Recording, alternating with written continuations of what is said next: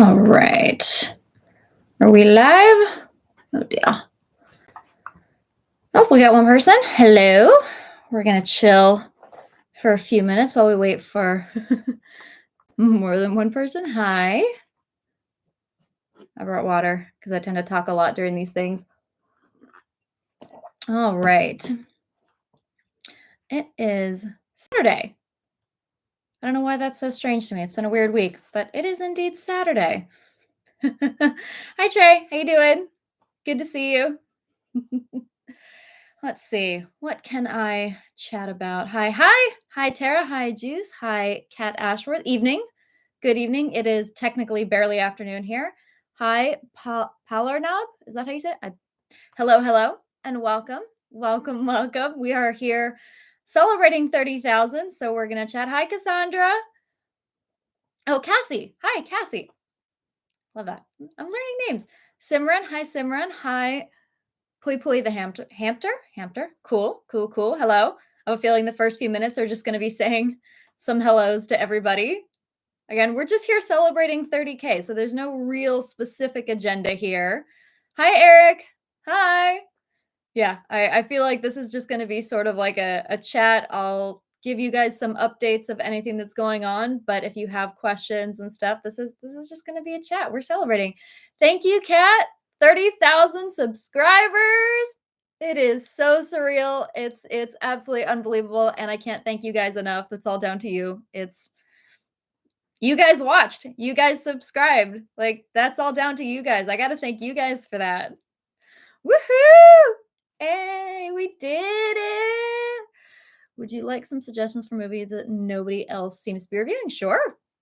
Always love some oddball suggestions. I've got a pretty set schedule for the moment. I've got a couple polls that are going up on Patreon, but yeah, always want more things to add because I like to do off the beaten path stuff. You never know. Find something really interesting. I have to say, probably some of my favorite movies are ones that a lot of people have never seen. So that there's definitely a lot of fun in that. But yeah, by all means, drop some suggestions. We're just in chat mode right now. Just letting people join. Again, we're only 2 minutes in, so we got some time. It's been a while since I live streamed. I think the last time I live streamed was just sort of celebrating coming back after the strikes, after the hiatus. I remember doing I don't think it was specifically celebrating anything. I think it was just more we're back. And that was exciting, but that's been a while. It's been what, 2 months since that live stream, something like that. Hi, Happy Taco. That sounds fun. Happy Taco. That sounds like a very, very happy thing. But I see a lot of like umlauts and stuff, so I don't know if that's like a taco, but welcome. Let's see. Several films that I would love for you to see. Okay, those are coming. See Lalo 4. Hi, is that I see you on Discord. I recognize that avatar and that little the little face. Arsenic and Old Lace. I'm gonna assume that's some kind of movie and not a suggestion for me, because that would be an interesting one. That's for sure. That's for sure. Hi, welcome. I do know you guys. I do know the names. I do remember. And we chat about I call you guys my internet family. I chat about you to my live family and my friends and stuff. They do know a couple of the names and some of you regulars. So if you think I don't see you, I see you. I see you. I know you guys for sure. For sure. So all right, so we're waiting on some movie suggestions. Hopscotch, Rustler's Rhapsody, and Father Goose. Okay. I feel like I've seen Father Goose. Or that was something we watched growing up and I that sounds really familiar. That sounds really, really familiar. Okay. Hey, Jackie, remember what you said about Winter Soldier the last time you were live? You were comparing it to Dark Knight Trilogy and got me to ponder your feelings on the other two Cap films. Okay. I think Captain America is actually one of the stronger Marvel trilogies. Now that I'm thinking about it, I generally hesitate. I try to be careful talking about Marvel because it's a very, very dedicated fan base, sort of same with Star Wars. But yeah, I think in my personal opinion, I will preface it by saying that in my personal opinion, I think the Captain America trilogy is one of the stronger ones. I loved the first one. I know apparently a lot of people didn't really love the first one. I really, really loved the first one, and I thought Civil War was great. Like, I don't know necessarily how I would compare it to the Dark Knight trilogy because 'cause they're different. I would have to ponder that a little bit more to give you a proper answer, but yeah, I genuinely do love all 3 Captain America films. So, I will stand by that. I feel like I'm probably in the minority here, but I actually really, really did enjoy the first one. I actually quoted the first one recently, and I enjoy all 3. So, alright, I'm gonna try really hard not to get too far behind on the chat this time. I feel like I'm notorious for that, so we're gonna try. All right. My high school did Arsenic and Old Lace as a play way back in the day. Gotcha. Okay. I figured it was something like that, but it's like, is that a suggestion for me? Should that make me nervous? Hello, hello. Hi, everybody. Hi, Thierry. Hi, BMR209. I am alive. I am indeed. I am indeed. It has been a roller coaster. I'll get into that in a minute. I'm actually doing for the 30K celebration. I'm going to be doing a full all good. I'm gonna make sure it wasn't my mom texting me to make sure to drink water. My last few live streams, I kid you not, my mother has been watching and she has texted me to say, "Hey, Jackie, make sure you're drinking water." So, mom, if you're watching, I'm drinking water. She's actually texted me that before.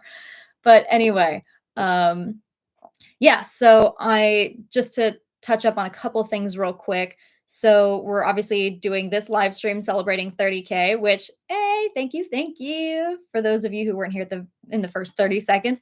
Thank you so much. I'm only celebrating 30K because of you guys, so thank you so much. But I'm going to be doing a proper Q&A video. So you guys posted questions on Patreon. I had someone on Discord say, or I guess ask, because I've never actually done a proper video going into my there. How do I point? What's the right angle here? Here. There we go. There we go. Into my film degree, kind of what it was, what I studied, what I wanted to do with it, sort of like my work experience, how I got into reactions, that kind of thing. So I had a request to do that and posted a post on Patreon asking for other specific questions that you guys wanted answered. So I'm going to start with that and probably later today might open up that field to YouTube more. I've gotten a lot of really great questions and I feel like most of those will answer anything you guys have. But just in case there are any sort of unique outliers, I'll post that on YouTube if you guys want to add questions. And then that video, so that's just like a proper sort of background Q&A, that'll go up on YouTube probably next week. Again, that's a 30K celebration thing. And then got some other stuff talking about that I will touch on in this just because I'm sure you guys wouldn't mind, but I'm doing a video for Patreon that will actually be available to everybody. I think I'll post it on Patreon, but I'll make it available to anybody who wants to watch it.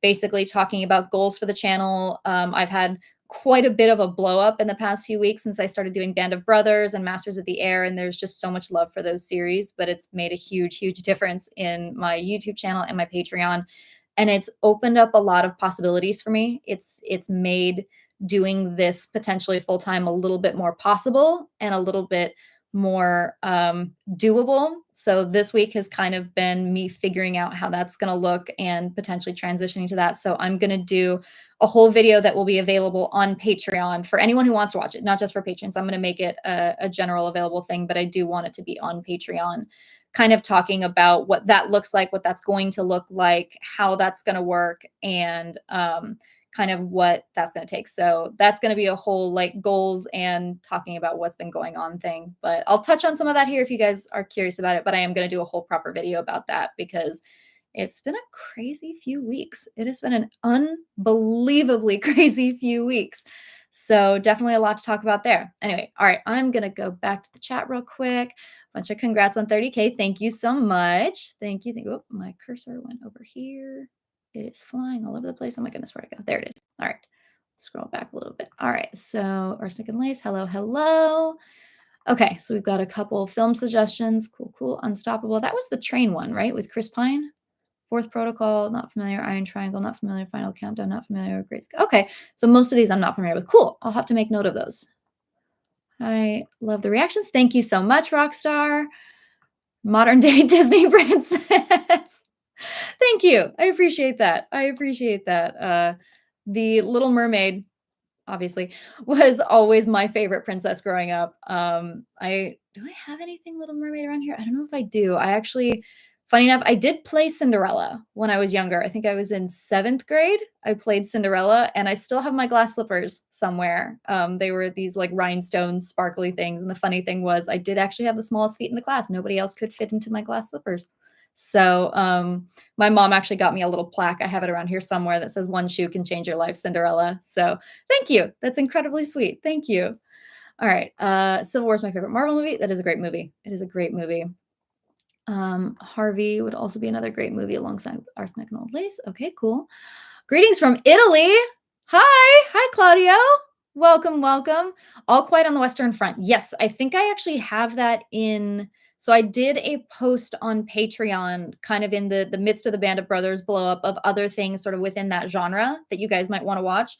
And I think that was listed. I think that was one that was recommended a couple of times. So definitely gonna add that one to the list. I'm gonna do a proper poll here soon based on those that were suggested to start seeing which ones I can add into the schedule. So definitely want to do those.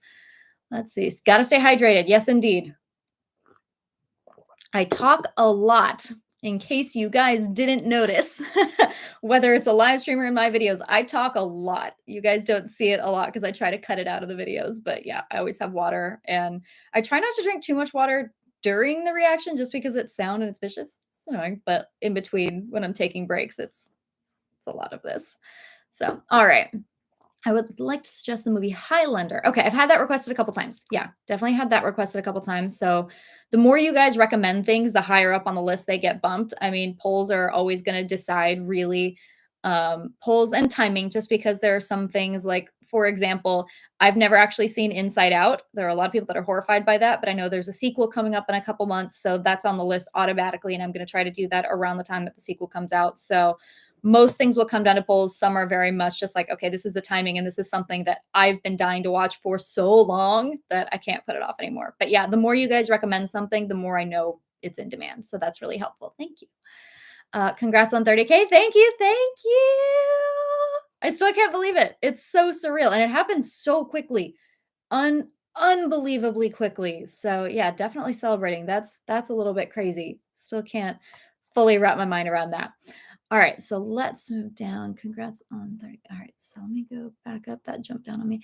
Brought this up to a friend privately. We talked about how it was amazing. Kid Scarlett Johansson and did Kid Kirsten Dunst went on to be in two of the most beloved IP MCU Infinity Saga. That's true. That is absolutely true. I hadn't thought about both of them doing that, that they were both child actors and wound up playing redheads in the MCU. Um, but yeah, no, they were both great child actors. I actually haven't seen a whole lot of Scarlett Johansson younger, but then I feel like she was always young. Like she always looked older. So I feel like I just always think of her as an adult because even as a kid she still looked older. I do remember, and this shocked me. I think this is the one that I'm thinking of when they they didn't redo, but when they did Home Alone 4, I think. It obviously wasn't with Macaulay Culkin because I think he only did the first two, but 4 was really fun. I think she played the older sister. I think I realized years later that Scarlett Johansson played the older sister in that movie, so that's funny. Found you from Percy Jackson. Thank you. I loved that series. I did watch the documentary. It's on Patreon right now. I'm trying to find a way to squeeze it in on YouTube. Things have been a little bit nuts, but I did watch the documentary for Percy Jackson, and I am so excited that we're getting a season 2. I'm so happy about that. I thoroughly enjoyed it. Again, I was watching that at the same time as I was watching Band of Brothers and starting Masters of the Air, and my goodness, I needed it so badly. It was such a lovely, refreshing hour every week that I got to just enjoy Percy Jackson and not cry over something. Because I swear, Band of Brothers has opened the floodgates. I rarely, I feel like, actually cried on camera or got that emotional on camera. And Band of Brothers just opened the floodgates. I swear, it's a before and after something changed, and now I'm just like, okay, this is gonna happen. I'm just gonna have tissues with me all the time. That's gonna happen. So thank you so much to those of you who found me through Percy Jackson. I will absolutely be back for season 2. And yes, I have gone down a bit of a Greek mythology rabbit hole since I finished that series. So thank you very much, Rick Riordan, for bringing us that series. And I can't wait for season 2. We can talk more about that later if you guys want to, but I thoroughly enjoyed that series. Dropkick. Congrats on 30K, Jackie. Thank you. Thank you. Any thoughts on possibly doing some music reactions at some point? Yeah, actually, genuinely, I would. I don't know when. I'm not gonna say like, yes, that's going to happen because I have no idea when. But that's something I actually have been curious about just because one, I know nothing about music. I'm not a music person. Like I can carry a tune. I enjoy doing karaoke, but I know nothing. I don't have a music degree. That's something that's very, very new to me. And I feel like I actually don't listen to a whole lot of new music. Like I don't know. I listen to a lot of different music, but I'm not someone who's up on current stuff. I feel like there's so much I don't know about that could be a lot of fun. I mean, that's going to be a down the line thing when I have the time and the ability. I don't know if I would do it on this channel or if maybe I'd start a second channel or something. But that's something I'd be curious about just because it is something again, I know nothing about. So it would be a completely different experience than this whereas like for movie night, again, I'm watching movies, but I studied movies. So I feel like that could be a very unique experience of something I literally know nothing about. But then again, I probably would be like, "Oh my god, I feel like I've heard this song in a movie." I guarantee you that would happen several times. It's just like, "Why do I feel like I've heard this in a movie before?" That's how that would go. But great question. That's something I could be curious about for later. All right, where are you from? I currently live in Los Angeles, as I feel like a lot of us internet content creators do. My family is from the LA area, like outside of LA. So, generally in California. I was born in Colorado, but I've spent most of my life here in California. So, I guess that sort of answers the where am I from question. Anytime and congrats on 30K. Thank you. Thank you. Congrats on 30. Thank you guys so much. Thank you. Oh my God. I still can't wrap my mind around it. It's so exciting. Let's see. I'm not seeing anyone doing reactions to Dracula Untold and a few reacting to Hansel and Gretel Witch Hunters. I've actually had those recommended. Who is it that recommended Hansel and Gretel Witch Hunters? Was that when I was doing horror comedies? Like when I was starting to get into horror comedies? I feel like that was listed in the if you enjoy the menu and Jennifer's body, and like I was starting to get into that genre. I think I had some people recommend Hansel and Gretel Witch Hunters. Okay, I will make a note of that. All right. Love your Band of Brothers reaction watching that makes me cry all over again. I'm sorry, slash you're welcome. Like I think that's a bittersweet thing.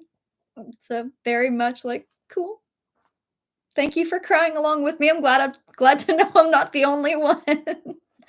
Um, if you guys are just on YouTube, then you haven't seen my reaction to episode 9 yet. It is available on Patreon, but I actually had people comment on that full-length reaction on Patreon. They thought I was gonna pass out from crying so hard. I did not in a million years expect that episode to hit me so hard. I think even the description said, I knew you guys said I would cry. I did not expect to be incapacitated, and I was yeah, no, there are tears, and then there's that, like, I think that even surpassed, like, Bill and Frank level tears for me, because I think the hardest I'd cried over anything in a long time was the Bill and Frank episode of The Last of Us, and it's one of my highest viewed videos. I love that there are hundreds of thousands of people that have seen me sobbing my eyes out on the internet. That's just I love it. Um, but yeah, episode 9, that one got me. What are some big franchises that you haven't seen? Ooh, good question. Oh my god, I am behind. I'm so behind. I'm so behind. I'm sorry. Um, let's see. Oh, I just saw someone say, "Should I keep whining about Firefly?" Firefly is on Patreon. I'm 4 episodes into Firefly on Patreon. So, it's coming. It's coming. All right, here we go. I'm back. What are some big franchises that you haven't seen? Okay, so James Bond is obviously one that I'm catching up on. The only one prior to doing James Bond on YouTube, the only one I had ever seen was Die Another Day for whatever reason. Um, I haven't seen all of the Fast and Furious franchise. I think the only Fast and Furious film I've seen all the way through was it 7 that Paul Walker died? I feel like that was one that I had never seen the franchise, but after that happened, like, a bunch of people were going to go see the movie, and we wanted to go support it, and so I think I've seen that one all the way through, and then randomly, I think I saw the Hobbs and Shaw one on an airplane or something, like, I don't know if that's blasphemous to say, but I think those are the only 2, like, Fast and Furious films that I've ever seen all the way through. I have never seen a single Mission Impossible film. Those are coming, I promise, those are coming. Those are already on the schedule, those will happen. I think I saw the Emilia Clarke Terminator just because 'cause I'm such a massive Emilia Clarke fan, but I've never seen the other Terminator films, and honestly, even from that one, I don't remember anything. It was so long ago, and I knew nothing of what was happening, so nothing stuck. I just wanted to watch Emilia Clarke. So, yeah, Terminator is definitely on the list. So, The Mummy, I haven't seen any of the Mummy films, not a single one. That's high on my list. I've wanted to get back into the Brendan Fraser catalog ever since The Whale, which I actually haven't seen, but since his sort of resurgence, I wanted to go back and enjoy those. So, definitely some big franchise stuff that I'm going to try to be doing here soon because I feel bad that I haven't seen them. So, all right. Hello from Hawaii. Hi, hi. Hello. Welcome, welcome. Love your reaction to Percy Jackson. Thank you. Found you through Percy Jackson. I love that series so much. It's so cute. I love it. I still can't get over how much Walker Scoville grew in the first season. Like, I love, especially when they obviously filmed flashbacks that took place at the beginning of the season, but they filmed at the end. So he was suddenly almost as tall as Luke. And yeah, that was fun, especially since that series took place over the course of a week. Like he grew 6 inches in a week. We're gonna pretend that that's just a demigod thing, but yeah, that was great. Yes, Highlander. Okay, would you consider watching All Quiet on the Western Front? Absolutely. Yep, absolutely. That's been requested a couple times. I do want to do more foreign films when I can get into them. Again, it's just a matter of I only have so many hours in the day right now. But there are a lot of foreign films I would like to get into. So definitely would like to do All Quiet on the Western Front. Again, I've had that recommended so many times regardless. But yeah. Should I keep whining about Firefly? I mean, you can keep doing whatever you want about Firefly. It's gonna come. It's coming. I think I'm 4 episodes in on Patreon, and because I've got so much on the YouTube docket right now, I need to get through Band of Brothers. I need to get through Masters of the Air. And then The Last Airbender is a thing that I'm desperately trying to squeeze in. It annoys me in a way that they dropped all the episodes at once because that's just so much for me to try to do at once. But yeah, as soon as I get a little bit further along with Firefly and get everything else posted, then that'll start coming to YouTube. So, yes, that's something I've been dying to do forever. So, I'm excited to finish it and wrap it up and probably cry. I've heard I'm going to cry over that one too. So, yeah. All right, Last Nights with Clive Owen and Morgan Freeman. Okay, I don't think I've ever had that one recommended before, so thank you. I have not seen The Nice Guys. I have not. I also, why did I just randomly think of Free Guy? Just thinking of Free Guy. That's the Ryan Reynolds ones, but The Nice Guys was Mark Wahlberg. Is that the one I'm thinking of? Am I thinking of the right one? I haven't seen it. I can tell you I haven't seen it. Have you seen Succession? I have seen, I think, all but the final season of Succession. I had a hard time with it. Succession was one of those shows that objectively I understand why it is so good. It is spectacular. It is so well done. It is a spectacular show. For whatever reason, I had a hard time with it. I think it was just one of those like, wow, every single person here is garbage. And there's something great about that. They're all well-written garbage, but they're all terrible people. And that definitely is part of the appeal because they managed to make it still so compelling and it's incredibly Shakespearean and everyone is phenomenal on it. But that's one that I'm like, okay, I'll finish it because I want to be able to say that I've watched it and say that I've seen it. And I do appreciate it. I do really, really respect how great it is. But it personally for me is not one that I'm like, I'm going to watch this a million times and it's the greatest thing ever for me. It just wasn't quite in my wheelhouse of obsession. But yes, I have seen most of Succession and it's amazing for a reason. It crushed award season for a reason. Absolutely. Um Ironically, actually saw Kid Scarlet in Home Alone 3 and Kirsten was in Jumanji? I know. Oh, that's Kirsten Dunst. Oh my god, for some reason my brain went Kristen Stewart. I was thinking Zathura. I know Kristen Stewart played the older sister in Zathura, so for whatever reason, that's where my brain went.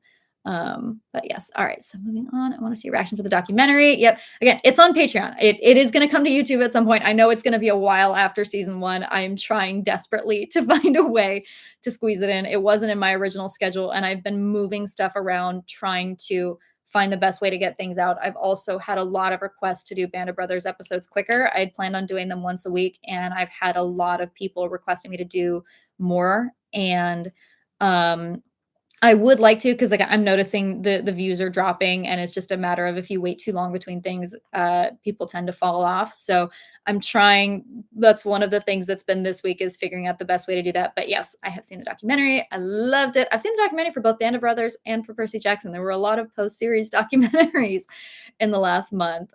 Inside Man is good. Clive Owen, Denzel Washington film. Cool, cool. So getting into, I've had a lot of comments about Yellowstone, and that's definitely been one I feel like is all over the place and is very well loved. I wouldn't mind getting into it at some point. It's based on the feedback that I've gotten and everything that's on the docket, it'll be a minute if I do get into it. It'll be a little while before I can. I've just got a lot on the docket. So but yeah, I've had that commented several times. Congrats on 30K. Thank you so much. Unbroken. Okay. So that's another one that I know I've seen. I remember the very iconic him holding up the the plank and the scene of that. I do remember that. I don't remember much else from that movie. I do remember when it came out. So, yeah, I remember that was Angelina Jolie's directorial debut, and I think that's why I specifically went to see that. And but I don't remember a whole lot about it. Like I wouldn't mind rewatching it because I don't actually remember a lot of the specifics other than like one or two scenes from that movie. So great recommendation. From what I remember, it was a great movie. So great recommendation. Band of Brothers will do that to you. Yep. Yep. Wow, 30K. You're almost not the smallest reaction channel I'm subscribed to. Thank you. Thank you. I appreciate that. We're working our way up. We're small but powerful, you know? What's uh the Shakespeare quote? I'm trying to remember which play it was from. Though she be but little, she is fierce. That's me. We're small, but we're powerful. You guys are great. I may not have the biggest audience, but I think I have one of the strongest ones. So I appreciate you guys. Thank you. All right. What shows are on the list? Daredevil's one of my favorites. Daredevil, I feel like I've never actually seen Daredevil all the way through. Jessica Jones was like my favorite of that era of Marvel shows. What other shows are on the list? I'm doing a lot of live shows this year because I'm going to do Fallout. I'm doing The Boys season 4 live. I'm doing House of the Dragon live. Um, Arcane is currently on Patreon. That's going to drop on YouTube closer to season 2 coming out because I'm going to do season 2 for that. Squid Game I need to do. Stranger Things I need to catch up on. I think I've seen the first 2 seasons of Stranger Things. I wanna say I maybe watched the first 1 or 2 episodes of Stranger Things season 3, but I don't remember. It's been a long time since I did, and that's been on my list of things that I wanna catch up and react to so I can do the final season when it comes out. So, those are a bunch that are coming. I know there are a million other things that I can't think of off the top of my head right now, but there are a lot of shows that I need to do. Have thoroughly enjoyed your Messes of the Year videos. Thank you. The whole season will be coming. Again, I'm trying desperately to catch up. I don't know if you guys have noticed this, but the past few weeks have been the first time ever on this channel that I've done more than one video a week, that I've actually physically been able to do more than one video a week. And I'm figuring out how to do that, how to get that done, how to get them out faster. I am absolutely doing my best. With the surge that I got from Band of Brothers, I got a huge, huge number of people on Patreon, and that's given me a little bit more flexibility with time to be able to do that. Again, that's something I'll talk more about in the goals video because I am actually crazy enough getting to the point that I could start transitioning this into a full-time thing. So that's made a huge difference. Changing the editing styles has made a huge difference. But yeah, this is literally the first time ever on this channel that I've managed to be able to do more than one video a week. And so I know I'm not quite as on time as I'd like to be with the Masters of the Air videos, but the fact that they're even coming out like multiple at a time is a little bit of a miracle for me. So I appreciate that you guys are enjoying those and that you guys are watching them, even though they're coming out a little late. So thank you very much. I appreciate that. Scarlett was also in the horror comedy Eight-Legged Freaks. Cool. Matt Zuckery, I've never seen anything he did prior to Gilmore Girls. I've watched pretty much everything since. Logan was always my favorite boyfriend, and I think there's a reason for that because he was actually I didn't watch that series from the start. I actually started in season 5. There's a kind of random reason why I started in season 5, but I don't know. For me, Logan was always my favorite boyfriend of hers. And I watched The Good Wife after that, which was funny to me because he's basically played the same character in different genres. Like he played trust fund journalist college student with daddy issues. And then in The Good Wife, he played young rich lawyer trust fund baby with daddy issues. And then he went to The Resident where he played a doctor with daddy issues. And he's great. He's great. I think he's fantastic. But I remember by the time I got to The Resident, I was like, this is starting to feel a little familiar. But I enjoyed the little Gilmore Girls references they had in The Good Wife in his office. In the back, he had a thing with like a bunch of street name decoration stuff, and one said Logan Street. And I was like, that's not an accident. I see you guys. I see what you did there. All right. Been subscribed since Casino Royale. Thank you so much. Was wasn't that like the second movie, like the second or third movie I ever did on this channel? I know the first one was Die Hard. No, because I did Die Hard, Glass Onion, and then I think it was Casino Royale. So, wow, thank you so much. I appreciate you. But yeah, I'm slowly I have Skyfall. Skyfall's on Patreon. That's coming to YouTube soon. That's definitely one of those movies that I had planned on releasing in January, February, but then when the Band of Brothers, Masters of the Air thing, yeah, I've just, it's coming. It's coming. Just for you to finish the DC Bonds. Yep, yep. I am getting through them. I'm up through Skyfall right now, and I loved Skyfall. That reaction will come out. I also I realized going into that it was Sam Mendes and Roger Deakins, and all I could see was like, "Oh my god, it's so pretty." And I kept commenting because I think Skyfall came out before 1917, but that those were two films that they did together, and you can see so many stylistic threads, so much of that combination in both of those movies. And so as I'm watching Skyfall, I'm like, why does this remind me so much of 1917? Because it was the same director cinematographer combo and gorgeous. Absolutely fantastic. Skyfall was great. Have you seen Spider-Man Into the Spider-Verse and Spider-Man Across the Spider-Verse? Yes, I have. Funny enough, I have. I had seen Into the Spider-Verse and I actually oh, thank you. I just saw someone donate to the chat. Give me 1 second and I will jump down to that comment. Let me just finish answering the question that I'm on right now. Yes, so I have a reaction to Across the Spider-Verse and I had actually started to release it on YouTube. Funny enough, that movie is actually why I decided to change my editing style because one, it was such a great movie. I was having a hard time cutting anything out, and I had originally decided to do it as a part one, part two. I did part one and it got flagged for copyright. I also started getting comments from people saying that they didn't love a part one, part two type thing for movies because they never knew when part two was going to come out. They didn't want to get invested in part one if part two wasn't coming for a while, which I totally understand.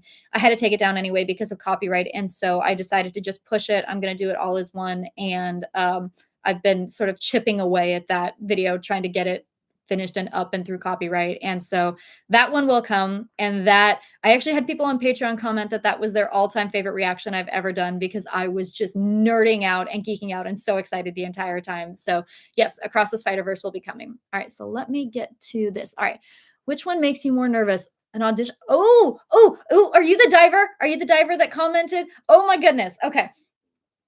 This is a fun question. So, Emad just asked, which one makes you more nervous, an audition for a movie role or a 405B on 10 meter? Funny enough, 405B was one of my best dives. Inwards were always my best dives.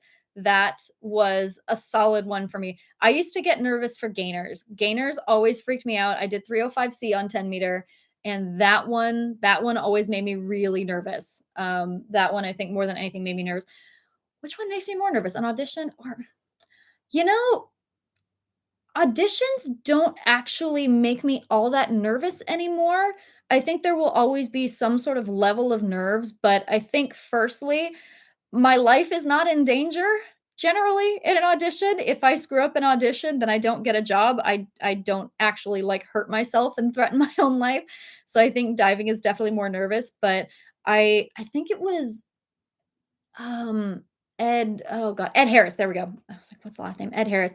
I think it was him that said at one point he gave this piece of advice to auditioning actors, and it's embrace every audition as a performance. Like, don't treat it as a job interview. Don't treat it as something you have something to lose for.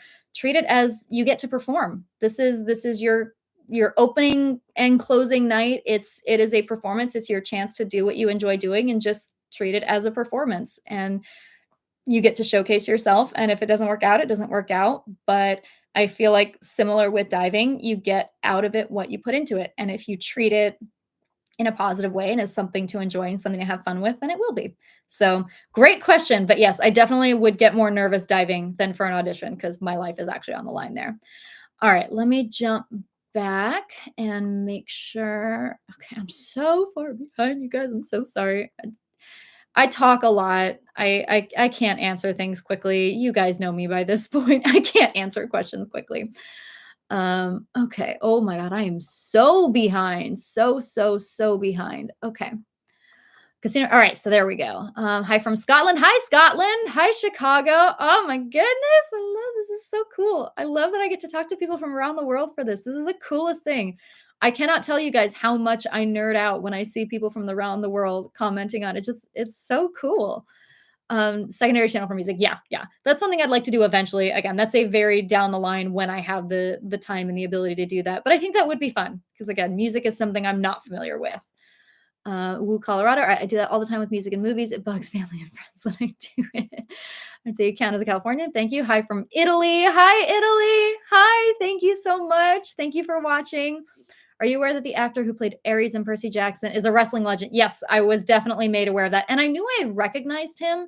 I wouldn't have been able to tell you that's from where because I don't watch wrestling, but I'm definitely like, I've seen things come up. So I knew that I recognized him from somewhere, but I appreciate you guys telling me from where because it would have driven me crazy. I would have had to look it up and it would have driven me crazy. And he was awesome. He was awesome. I do stand by that I loved Ares as a character. He was really fun to watch, and Adam Copeland was great. So again, I can't answer questions succinctly. I talk too much. I know. Hi from Hungary. Have you ever watched What Dreams May Come? I don't think so. I don't think I have. So thank you for the recommendation. Might have to do that. Hello, hello. Band of Brothers, one of the best shows of all time. Yep, I stand by that assessment. I absolutely agree with it. Let's see. Good to see you back again. My shifting algorithm brought you back to my feed. Thank you. Thank you. I do appreciate the algorithm sometimes. Every once in a while, the algorithm is a good friend. We appreciate her sometimes. What is still on your shame list? Oh my God, so many things. So many things. Basically, everything that I watch that's not new coming out is on my shame list. And there are some truly shameful things on it beyond the franchises that I've talked about. Like, I've still never seen Casablanca all the way through. There are many, so many shameful things that I am ashamed of. So yeah. So I found you on Band of Brothers as well, and always love watching reactions to that show. Yep, thank you. It was one of the early sparks to my love of the military that led me to enlisting when I was old. Oh wow, I didn't know that. Thank you for sharing that. Or I might have known that. There are a lot of comments. I'm sorry if you had told me that already. I apologize, but yeah, Band of Brothers, I feel like, is definitely one of those kind of like Top Gun when it first came out, that when it becomes such a massive pop culture phenomenon, it inspires people to get into what it was. Like, I remember when Pitch Perfect came out and all of a sudden the world was obsessed with acapella. So I think there really is something to be said for the power of movies and the power of media of it can get people into things that they may not have discovered otherwise. And it's amazing how much it can change your life for sure. Hello from Scotland. Hi, Stuart. Best way to give you movie recommendations in YouTube comments are just the easiest way to do it. Or if you want to message me, I mean, you're welcome to message me on Instagram. I try to be, that's a much smaller audience that I have there. So it's a lot easier for me to engage with things like that. But the downside to things like recommending movies in a chat like this is I have to go through and like live scroll through, and that's a lot harder. Whereas in a YouTube comment, I can find things a lot easier. I think I started at one point and I forgot to keep it up. I need to do this more, but I had done the hashtag movie night and started requesting. This was something I had seen Billy Binges do, and it was such a great idea. I fully admit I got the idea from him, but it's such a great idea. He does hashtag bingers for any movie recommendations, any recommendations. So I need to start doing that more. I'm going to start adding those back in the videos, but adding like the hashtag movie night in the comments for recommendations, because then I can just search the hashtag and all the recommendations can come up. So it's a lot easier for me to find them that way. So that's something I'm going to start doing more. But yeah, in comments for YouTube, DMs on Instagram, Patreon, etc. I try to be as up as I possibly can with you guys. I try to maintain, I try to respond as much as I can. Also got to meet the real Don Malarkey. Oh, that's so cool. I love that you got to do that. I love that you got to meet him. You should watch Vikings. You know what? I wanted to watch that. I think I watched the first episode, or I think I sat down to watch it and got like halfway through the first episode when something came up or something. I've wanted to watch Vikings for a long time because Alexander Ludwig actually went to my school. He's a USC alum, fight on. I think he graduated right before I got there. I want to say he graduated as a senior right before I started as a freshman or something like that. But I remember because that was right around the Hunger Games. And so when I had committed to USC, I had a couple friends that were going there because I went in as an athlete. So I knew a lot of the athletes going in there. And I remember that he went there at the time. So yeah, I do really want to watch that. Got to support a fellow Trojan. Definitely got to do that. But I do want to watch that because I think there's a spinoff. Is it Vikings of Valhalla or something? There are two Viking series. definitely would love to watch those at some point. Yeah. I've also had Black Sails. Speaking of Percy Jackson, I've had Black Sails recommended many, many times. And so I feel like that's going to have to happen at some point. Subbed about the same time, sub before Glass Onion. Oh my goodness. So if you were not a subscriber of The Shameless and you subscribed like way back when, holy cow, thank you so much. You've been here for a long time. I appreciate it. Thank you so much. Thank you so much. I feel left out having not watched the Band of Brothers reactions. Oh, I'm sorry. I'm sorry. I mean, you've got time. It'll be a couple weeks before all of them make it up on YouTube, and they're not going anywhere. Like they're not leaving YouTube anytime soon. So watch it on your own time at your own pace. They're not going anywhere. You can watch them anytime. Yeah, you're behind. Die Another Day is awful.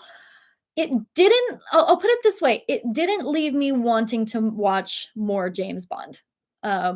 It was, I do actually remember it pretty, there's some things I remember about it pretty well. And I remember it being, for whatever reason, this sort of big thing in my family at the time.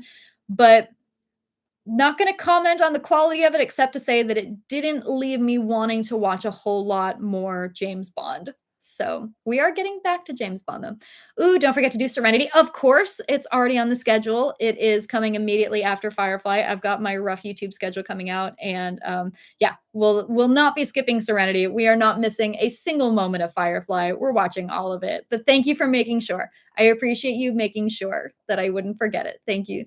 Die Another Day. Yay, Firefly. I am enjoying it. I am thoroughly enjoying it. We had the jump scare, heavily alien inspired episode the other week that I was not prepared for, and I do not handle jump scares very well.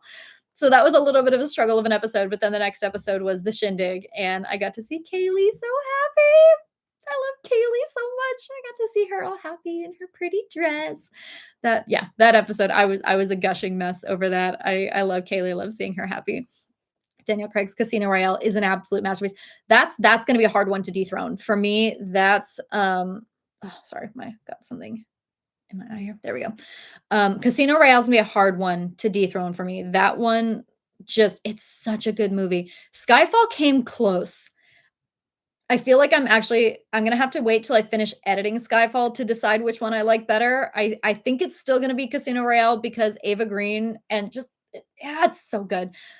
But you give me Sam Mendes and Roger Deakins working together on a film, and I was a puddle. I was melting over that movie because it was just so good and so beautiful. So yeah, no, absolutely great.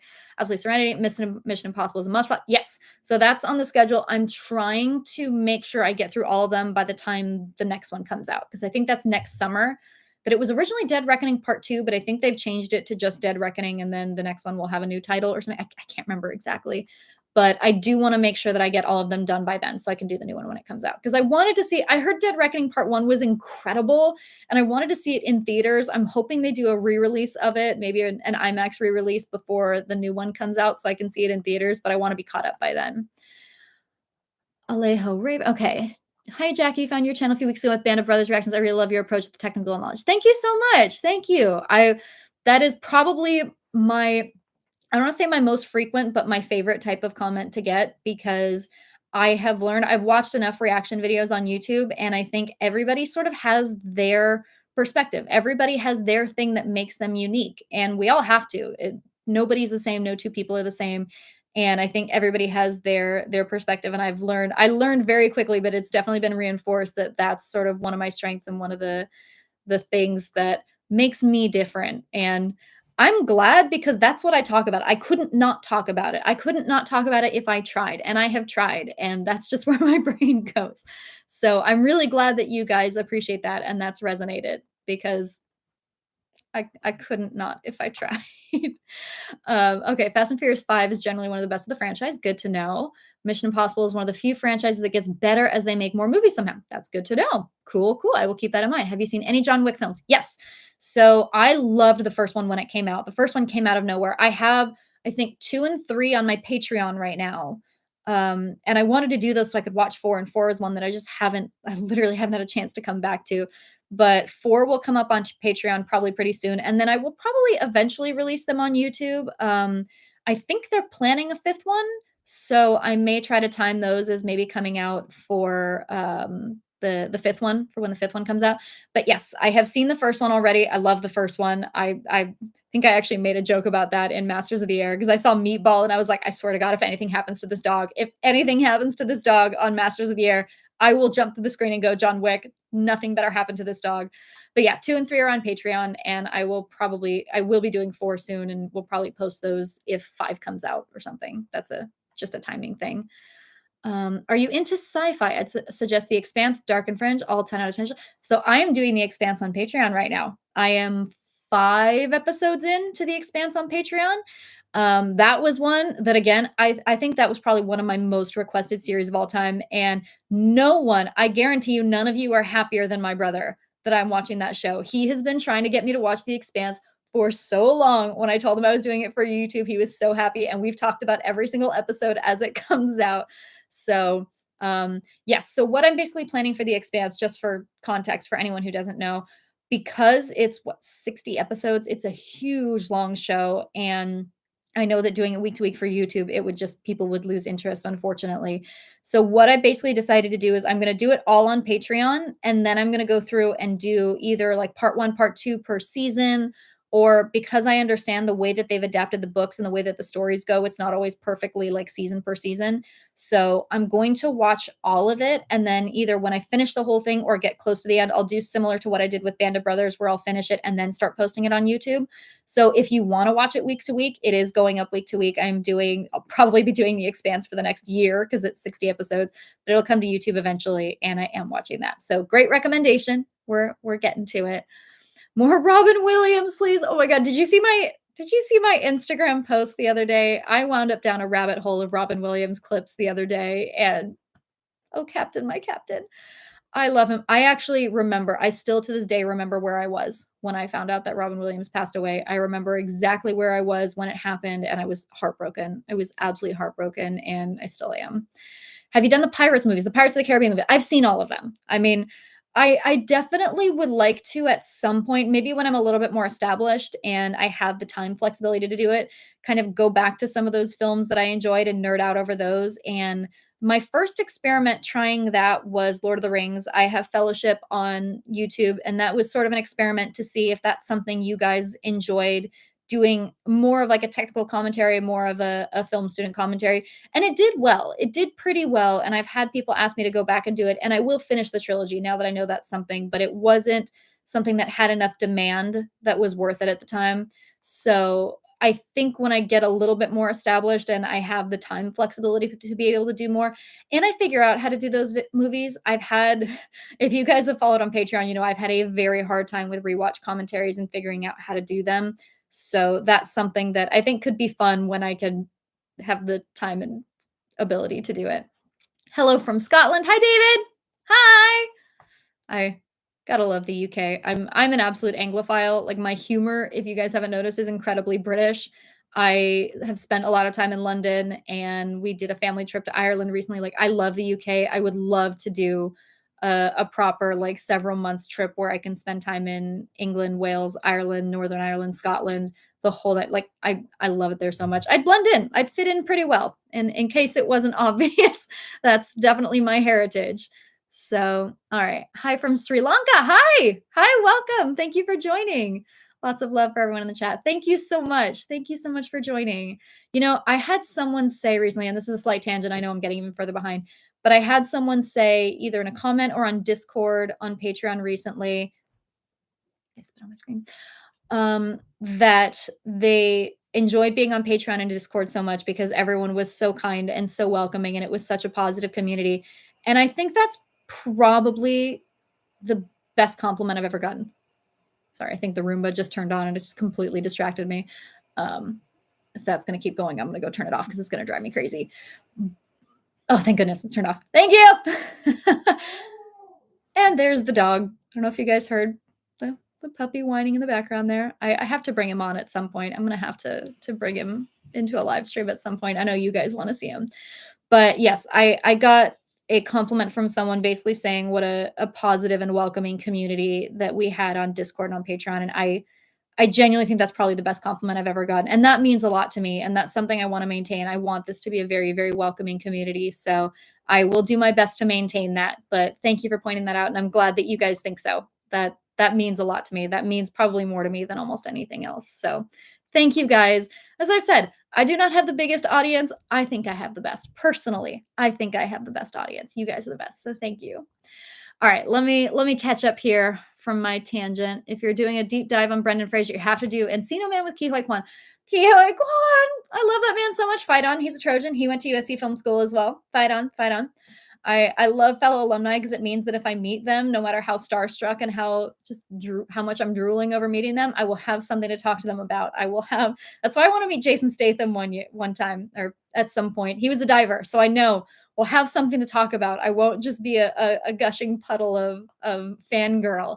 I'll have something to talk about. So if I ever meet Ke Huy Quan, we can talk about USC Film School. Thank goodness. But yes, all right. Will you do any sitcoms or comedies? Yes, I need to do a sitcom. I've actually been saying this over on Patreon a lot. I so desperately need to do a comedy right now. Between Band of Brothers, Masters of the Air, I just started doing The Pacific. I've got so much heavy stuff that I'm watching right now and I'm crying all the time. I've been saying I need to do a comedy. I don't care if it's just a Patreon exclusive. I don't care if nobody else watches it at a certain point. I need to do something funny. So I'm thinking of doing maybe something like Abbott Elementary because I've heard great things about it. Is The Bear really a comedy? Because I've been wanting to watch it, but I feel like that's definitely one of those like dramedy, like mixed genre sort of shows. But yes, yes, I am doing comedies and sitcoms soon just for the sake of my sanity. I need to. Tokyo Story, okay. Recommended film students for sure. Eastern is a different cinema style. Yes. Eastern cinema is very, very different. We studied a little bit. I mean, we studied a lot of classic Eastern cinema in film school. We did a lot of Akira Kurosawa. I remember watching Rashomon. I think there were a couple others, but we definitely studied those in school a little bit, which is always funny to me when people are like, "How did you get through film school without seeing Pulp Fiction?" I'm like, "We were watching Rashomon. We were watching Bicycle Thieves and The 400 Blows and Train arriving at a station." There were a lot of stuff that I feel like we watched in school that a lot of people haven't seen. So I did a comparative essay in film school of Alice in Wonderland and Being John Malkovich. That was a whole essay that I did, was talking about pastiche and comparison and the way that things influence each other. So no, I did not watch Pulp Fiction in school, but I did a comparative essay of Alice in Wonderland and Being John Malkovich. How many people can you say have done that? Just saying. That was fun. I actually really enjoyed doing that. But anyway, okay. Mark Wahlberg is the other guys with Will Ferrell. That's right. Oh, the other guys. Okay. Nice Guys is Ryan Gosling and Russell Crowe. Okay, thank you for clarifying. I was wrong. They were both movies with guys, the something guys in the titles. So I feel like that wasn't the worst mistake I could have possibly made, right? Like that's okay, right? I mixed up Spike Jonze and Spike Lee in a live stream last time. To be fair, I had been going for like 3 hours and my brain was goo. But I think I said Spike Jonze instead of Spike Lee or vice versa. And someone was like, "You said the wrong person." I'm like, that's how tired I am. That's how tired. That's my signal that I need to be done because that was happening. So that was funny. I have not seen Cinema Paradiso. No, that's on the list. That's one I've had requested a couple times. That's definitely on my shame list, but we'll definitely be watching that at some point. 70s buddy cop comedy. Cool, cool. All right, I'm catching up. I'm catching up. How you feel about Succession is how I feel about The Voice. Fair enough. Yeah, I totally understand that. I have a handful of shows like Succession, movies like that, where it's objectively, I understand. Objectively, I respect how great it is, just not my thing. So I totally understand that. I said this, I think, on Discord recently, and this is probably the thing I quote from film school the most of anything I learned. There's something my professor said, and I want to say it was actually one of my very first classes. Oh, thank you for the donation. I'll be right there. Let me finish my thought here. But I had a professor say that just because a movie is great doesn't mean you have to like it. And alternatively, just because it's bad doesn't mean you have to hate it. Because there are some truly terrible films that I absolutely adore. But I think that was a really, really great, simple way to put that. Yeah, you can recognize that something is technically great and it doesn't mean you have to like it. And vice versa. There are some truly terrible, terrible technical movies that I adore. So, all right, so AC Dragon Rider asked, new to your channel, nice to see another film grad. Hey, welcome. Oh, you went to AFI. All right. I see you. I see you. Your energy is so good. Crying got water in Persesia. Thank you. Fun fact, the couple of editors working on that show were also Trojans. Oh, I didn't know that.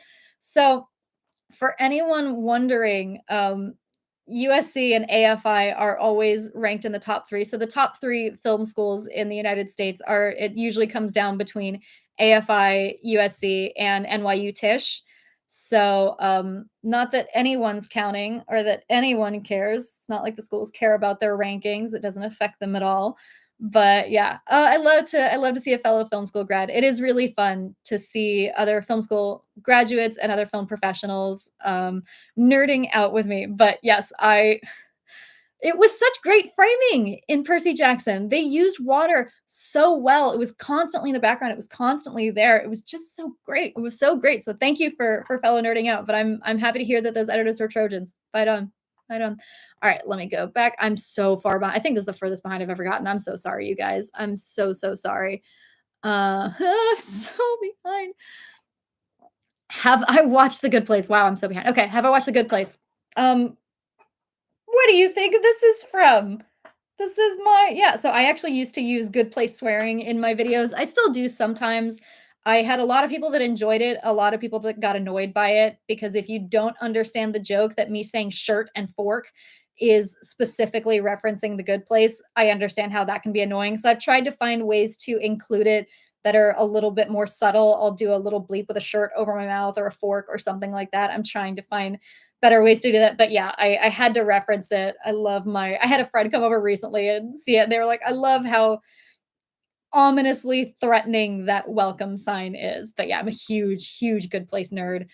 Um, love from France. Hi, thank you. Thank you so much. Nice hair change. Also forgot she's a real mad less edge to her. She's a diver. Okay, I'm behind on something. Okay, I'm so far behind. Oh my god, I'm so far behind. All right, if I missed your question earlier, I genuinely apologize. I'm trying to get to everything. Matt Zucker has daddy issues coming through his ports. Oh my goodness. Take your time. I enjoy your reactions. Thank you so much. I have not heard of Surface. I have not heard of that. Batman Returns. Oh, I haven't seen the original Batman or like the Batman Returns. I haven't seen those, so I need to do those. Okay. Again, I apologize if I'm missing. If I missed your question, please throw it out here again. I'm trying to get through everything, but if I miss it and it's something you want to ask, please, if I don't answer, put it back in because I might have just missed it. I'm trying really hard not to miss things. A Logan fan. I'm assuming we're talking about Logan Huntsberger because I am indeed a Logan Huntsberger fan, but I have not seen the Wolverine Logan film. I'm actually going to do that right before Deadpool comes out. So that's coming. Take your time, Andrew. Thank you. Okay, 1883. No, so I haven't seen Yellowstone, so I also haven't seen the prequel to that, but that will probably come at some point. Congrats on 30K. Thank you. How about the original Ocean's 11 with Sinatra? No, I have not seen the original Ocean's 11 with Sinatra. I didn't even realize that. I'll have to do that. Have not seen The Mummy with Brendan Fraser. We'll be getting to that at some point. When Sam Mendes used to work with Conrad Hall before he passed, RIP. They made a film called The Road to Perdition. Oh, I've heard of it. I've never seen it. But I've heard of it, and I've heard it's really beautiful. So I'll have to watch that at some point. No, I haven't had anybody else suggest the original Ocean's 11 Llama Dungeon. No one else has. So yeah, great recommendation. I would love to do at some point, and again, these are things that I would love to do when I can. It's just a matter of when. But doing compare and contrast or watching like the originals versus the remakes. So Ocean's 11, The Italian Job. There are a lot of films like that that I would be really fascinated to do sort of like a case study of watching the original versus the remake and not to pit them against each other, but just to talk about how the adaptations worked, the merits of both of them, the why they work culturally and stylistically at different times. I feel like that would be a really fun thing to do. Okay, Spider-Verse reaction. Yes, Spider-Verse reaction is coming, and it was a fun one. It was a fun one. Always hated gainers. Gainers are the hardest. I know that I'm catching up, but yeah, gainers. I always struggle with gainers. I was always a platform person just because I struggle with timing on the springboard. So I always did way better at platform just because it was my own timing, it was my own strength. Whatever I could get height wise and strength wise off the platform, that's what I got. I didn't have to time it. But yeah, gainers are rough, man. Gainers are tough. Okay, we'll have to clear my schedule for Skyfall. Thank you. All right. Found out about you and your friend from the Ted Lasso. Ah! The Shameless, the OG Shameless, our Ted Lasso reactions. So I actually talked to Sam about that recently, and we still want to do them. It's just been a matter of he hasn't physically been able to sit down and film. It's stuff has been going on. And I talked to him about that recently, and he said hopefully pretty soon he'll be able to. So we haven't forgotten. It's not that we don't want to. It's not that I don't want to. Trust me, you can ask him if he ever responds to a DM or something, you can ask him and he will tell you. I ask him like every couple months, like, when are we gonna do this? When are we gonna do this? Because he hasn't seen it. He's done really well with spoilers, but I'm dying to get him to watch it. Film student. Okay. Better hit Wells. All right. Lady from Shanghai, have not seen. Scorsese. Okay. So Scorsese is going to be a whole thing. You guys, we had a whole conversation on Discord recently, and you were horrified by how few Scorsese films I've actually seen. I have seen Clockwork Orange. I never need to see that movie ever again. I watched that on the big screen in film school, and I was not okay afterward. Nope, it's a great movie. Great movie. Never need to see it again. All good. All fine. All right. David Lynch, Mulholland Drive, Eraserhead, Kurosawa. Yep, we talked about Kurosawa a little bit. John Ford, of course. Okay, wow. So we've got some great film nerd recommendations here. Thank you. Thank you. Thank you. Nice hair change. Uh, Okay. So I don't know what the context for that one was. Is it just because my hair looks different right now? I was in a hurry. It's not hairsprayed within an inch of its life. I'm gonna get cancer from the amount of hairspray that I use, but I don't like having to, like, fix it when I'm on camera, so I spray it to the point where it won't move usually for the several hours that I'm filming, so I keep noticing myself doing this, and I'm trying not to, but yeah. Did you ever meet Tom Daly? I have met Tom Daly. I actually have a picture with Tom Daly on my Instagram. So his husband is a screenwriter. If you didn't know, anybody didn't know that. Tom Daly, for reference, in case anybody doesn't know, Tom Daly is a British diver. He's going for his fifth Olympics. I think I thought he was retired, but apparently he's going for his fifth Olympics. He's been competing in the Olympics since he was 14 and is one of the best divers of his generation and one of the nicest. It is not fake. Tom Daly is one of the nicest humans I have ever met. But he actually, because I went to school here in Los Angeles, and at the time, his boyfriend, fiance, now they're married, they have a kid together, they're adorable. Um, at the time, his husband was here, and so he trained with us once or twice. I remember, I think there was like a week that he came in and trained with us a couple times. And he is genuinely the nicest person, and I hope he makes his next Olympics. We all cheer for him. But yeah, he's a genuinely wonderful. Diving is a very small community. I mean, internationally, unless you're competing internationally or there's a sort of forum where you can meet people. I think he's really the only international diver that I've met. But as far as Americans, like Greg Louganis lives in Malibu. He used to come to a lot of the local competitions. So I know I have a photo with Laura Wilkinson somewhere. I did a diving show with David Budaya once. Once you sort of get to the point where you're competing nationally, you start to see those people around. And I know at the last Olympics, I knew a couple people competing. There were a couple of girls that I had actually competed with back in the day who are still diving. So yeah, it's a very small community and a very positive, very supportive community. Kind of has to be. We're all risking our lives on a daily basis. You kind of got to support each other. So yeah, all right. Been subscribed since Ted Lasso. What's a performance that made you want to be a performer? Ooh. So this is actually something I'm going to talk about a little bit more in the Q&A video, a little bit more generally, but this one is also one that got me absolutely obsessed with movies as a medium. And I feel like, oh, you know what? I feel like I can't say this because this is going to spoil. This is such a fun surprise answer that I always get to give. All right, I'll talk about it here, and it'll just be a fun thing in that video. But my very first Meryl Streep was The Devil Wears Prada, and that was the first time I ever became aware of who she was or that she was a big deal. I just was unaware. I was like 13. I was like 12 or 13 at the time. But that movie between Meryl Streep and Stanley Tucci, their two incredible monologues, that was one of the first times that I started to recognize like performers and performing and movies as movies. It was just for whatever reason clicked in my brain. But that iconic cerulean speech of Meryl Streep from The Devil Wears Prada, that was one that still like sticks to me to this day. And her performance in that movie of just understanding you can be quiet and understated and still be the most intimidating person in the room. Love it. Yeah. But that was my first Meryl Streep. And That still inspires me to this day. Have you seen Reacher? No, I haven't. You know, I actually had someone message me asking about that and if that's something I would be able to do. And I would like to do that at some point. I need to go back to that message, but I've heard great things about the show, and I know it was a different adaptation than the film because I remember when the film came out, my friend who was a huge Jack Reacher book reader was so annoyed that it was Tom Cruise because she's like, no, he's supposed to be big and giant and tall and scary. And as great as Tom Cruise is at his job, he is none of those things. But I know Amazon did a new adaptation of it as a series. That's the second time. I know at least the second time they've done an adaptation of a movie because they did Hannah as well. That was originally a Saoirse Ronan film, and that one was actually really influential on me as a film student. That was one that really, really inspired me in film going into film school was Hannah. So that's a great one. Been a follower since The Shameless. Thank you so much. I appreciate you guys. Hi, Jackie. Hey, what's up? How you doing? Hi, AKA99. I'm doing great. You probably asked that like 20 minutes ago, but thank you for asking. Doing great. Paul Newman, even post 80 is an absolute titan. Yes, absolutely. Absolutely. I know we watched I know we watched some Paul Newman in film. I'm drawing a blank on what we watched in school, but I know we watched 1 or 2 Newman films in school. I'd have to go back. Don't forget to hydrate. Thank you.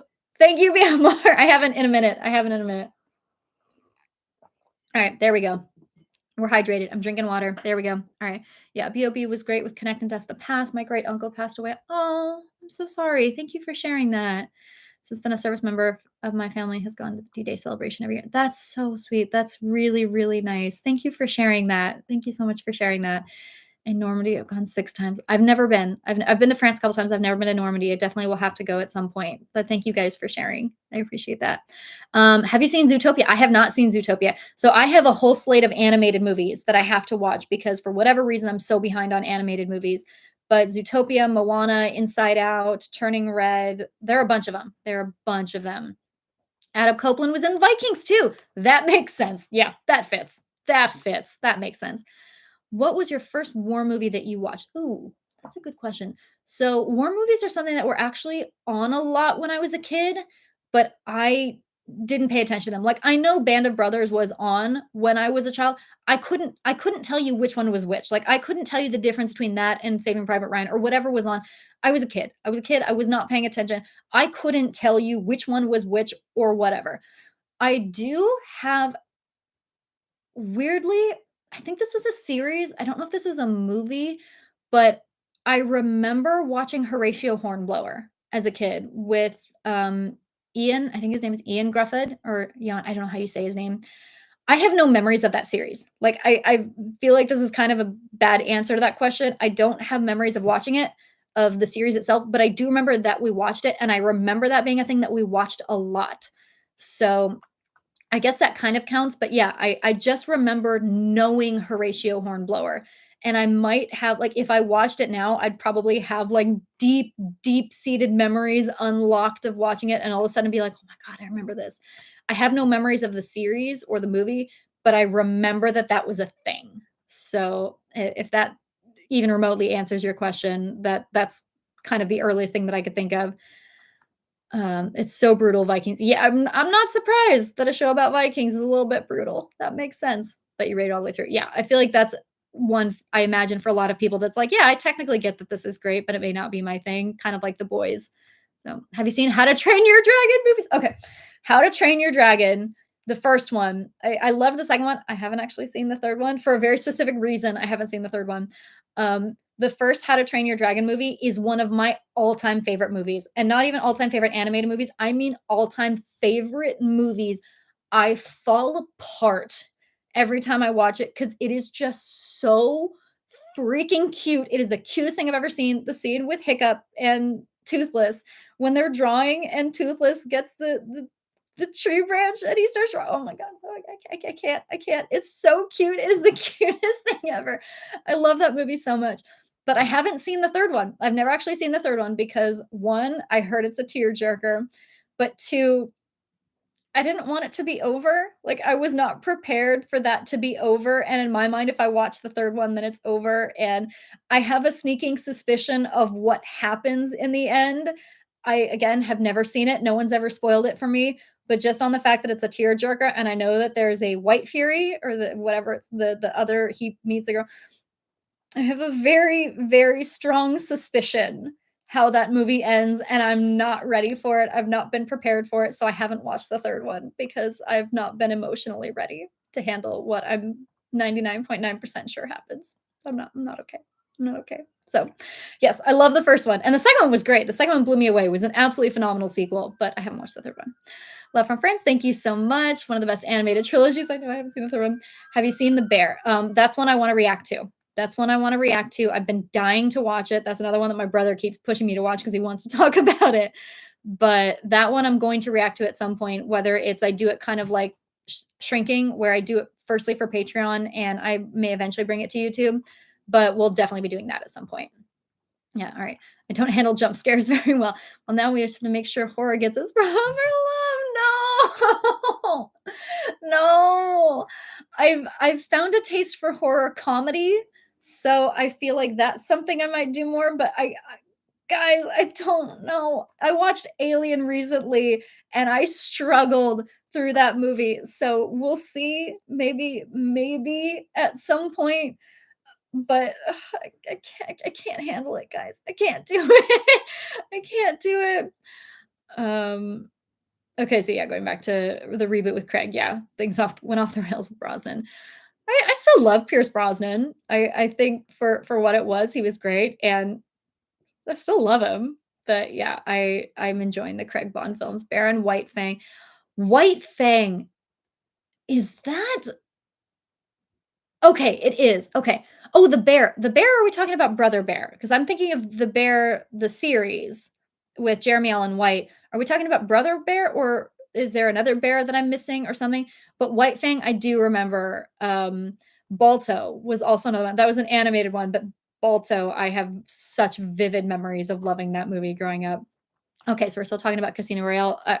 If you're praising Casino Royale, just assume that I agree with you. Like that's just a general thing. GoldenEye. Okay, so we're talking about older ones. Yeah. So I'm not going to get too much into the classic Bond stuff right now because I'm definitely going to watch those eventually and talk about them more. And I don't want to spend too much time going too deeply into Bond right now. Hi from the northeast of England. Hi. You enjoy Band of Brothers Pacific and currently running Masters of the Air, two that coexist together, Flags of Our Fathers and Letters from Iwo Jima.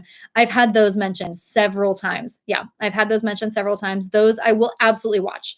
As far as timing, again, I can't promise when, if it's going to be in the next few weeks or in the next few months or when, but I've had both of those requested so many times. So we'll definitely be watching those. Congratulations from Sweden. Thank you so much. Thank you. I can't believe that you guys are all over the world. That's still so surreal to me. So thank you.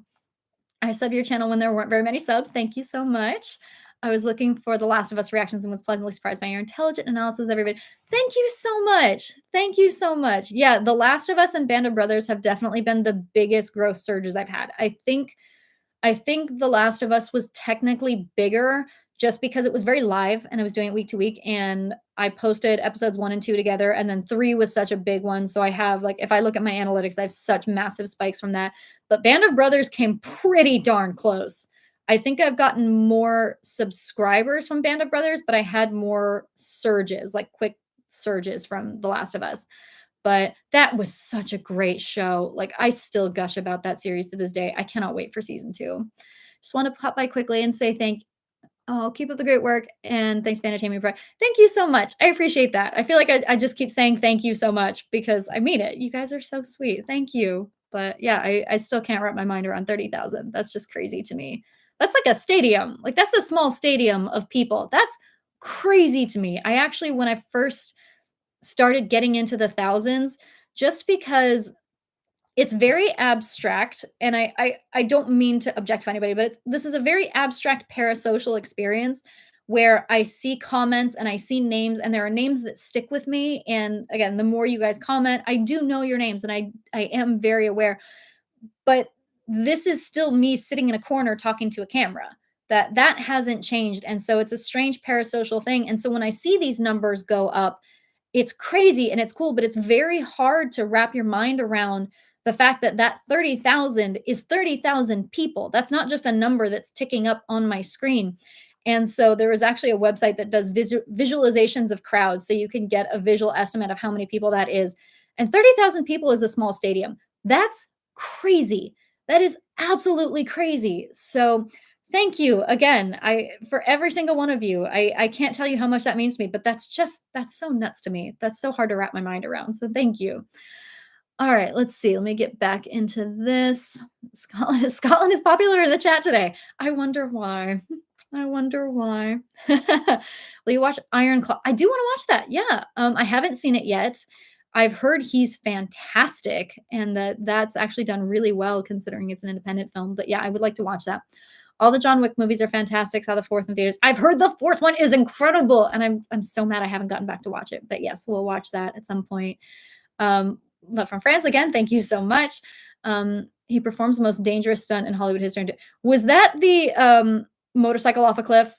Because there's only so much I can avoid on the internet, and I literally just scrolling through Instagram would see videos. And I think Simon Pegg posted a video of him doing that or something. But Tom Cruise loves his job. Like I think there are very few people on the planet who love their jobs as much as Tom Cruise does. That's for sure. Okay. Calcutta Cup staying in. Okay, so a lot of Expanse is so damn good. Yes, I can't wait to watch more of it. I have to go back and rewatch some of those episodes because I know there's just so much happening. The Departed is one. I've never seen The Departed. Yep. Have seen again shockingly few Scorsese films, and they're all on my shame list. I am ashamed of how few Scorsese films I've seen. I'm sorry. I'm so sorry. Yeah, Stargate is definitely longer, but as far as like YouTube commitments, it's a lot. We'll absolutely be doing Percy Jackson too. Thank you, Daisy. 100%. Um, Masters of the Air, it's coming. I swear, I promise it's coming. I mentioned this earlier. This is the first time ever that I've ever been able to do more than one video a week on YouTube, and I'm catching up with it. I'm figuring out the timing, and I've been very fortunate that I got a massive surge from Band of Brothers on Patreon, and that's given me a little bit more time flexibility, which is why I'm able to do that. So I'm in the midst of shifting things around so I can try to get things out more quickly. And I'm so sorry. I'm trying to get them out quicker. But I also just have to be happy that for the first time ever, I'm getting multiple videos out. So they're coming. The whole series, you will get the whole series. I promise. It might be a little bit delayed, but the whole series is coming. I promise. I promise. I promise. Okay, Campbell and Craig, we're casting the Bond. Okay, so we're going into Bond a little bit more. Need to work on the accent that'll fit in better. Okay, wait, is that directed at me or is that a? I'm sorry, I'm trying. Is that me telling I need to work on my accent? Because I can do a really good British RP accent. I've never. I feel like I can do a little bit of Scottish. I'm not gonna demonstrate that right now because I don't want to embarrass myself. If that's something you want to see, then spam the chat. But I'm not going to volunteer that unless you guys absolutely want me to do that.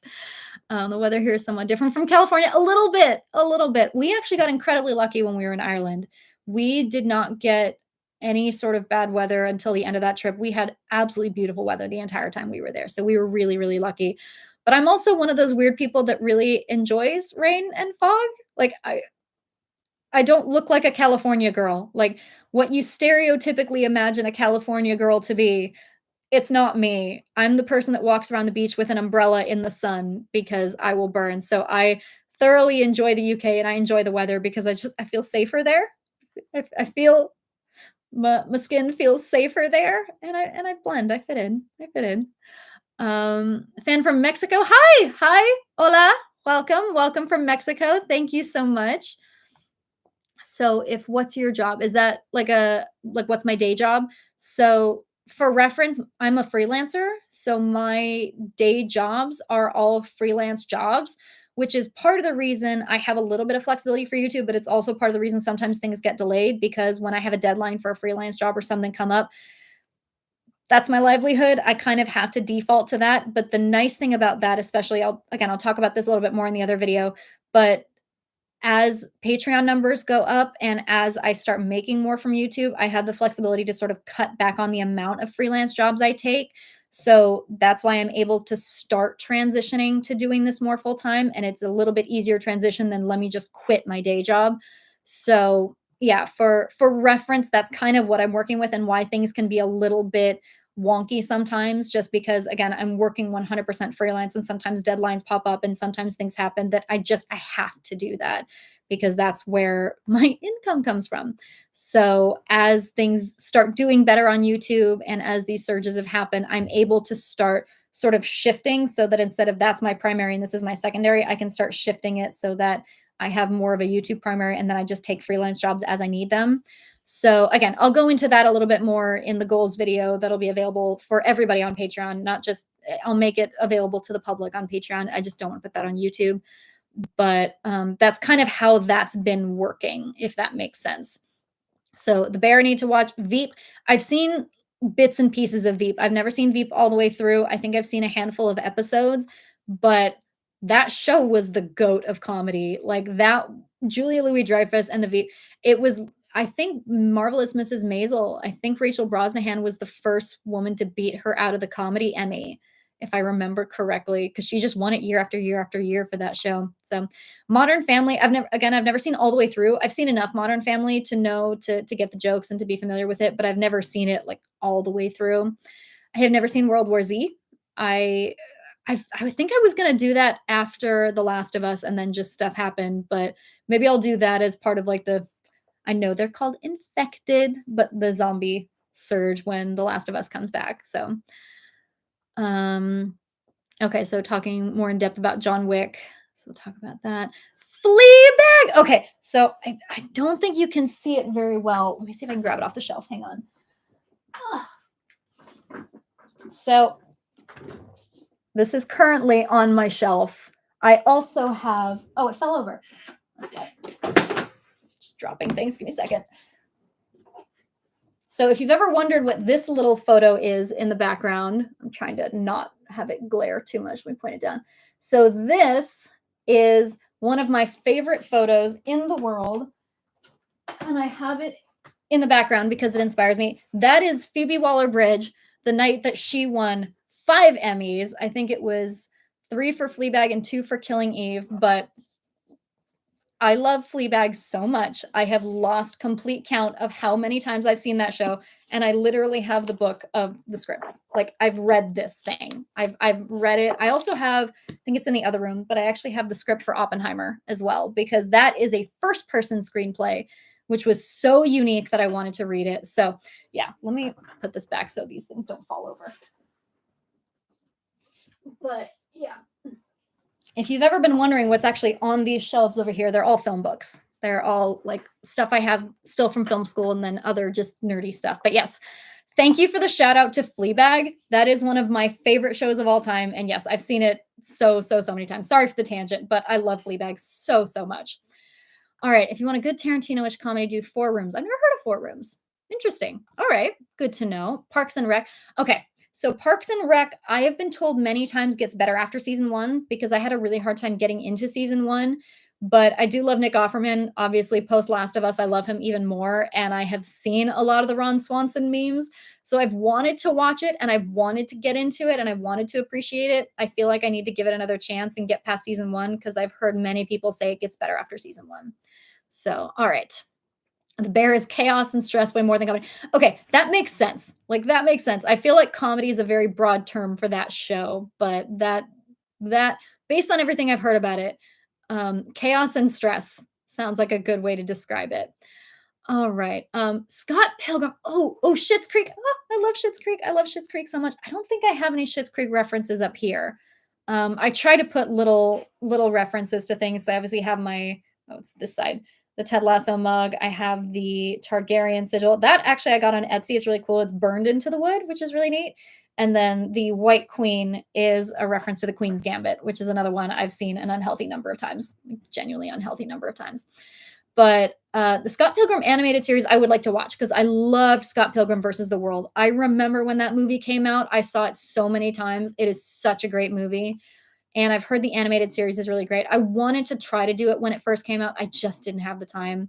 So we'll try to do that. Marvelous Mrs. Maisel. I actually have, I think the book is in the other room, but for Christmas this year, I got the costume book. The costume designer for Marvelous Mrs. Maisel put together the costumes of Marvelous Mrs. Maisel. And I actually have somewhere on that shelf some Maisel screener DVDs that I got because I'm a member of SAG-AFTRA and when you're members of different like voting guilds. Speaking of SAG, after the SAG Awards are tonight or tomorrow night, think they're tonight. I think I saw a thing that they're tonight.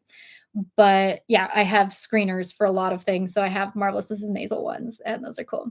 Have you seen? Yep, Schitt's Creek. Yep, love Schitt's Creek. Haven't seen World War Z. Parks of the Okay, so John Wick spinoff. Oh, I did hear that. I did hear that that's a thing. Monty Python. There are a few things in the world I love more than Monty Python. I think I've had a couple Monty Python references. I try to throw them into videos when I can. I think Monty Python and the Holy Grail is one of the most quotable movies of all time.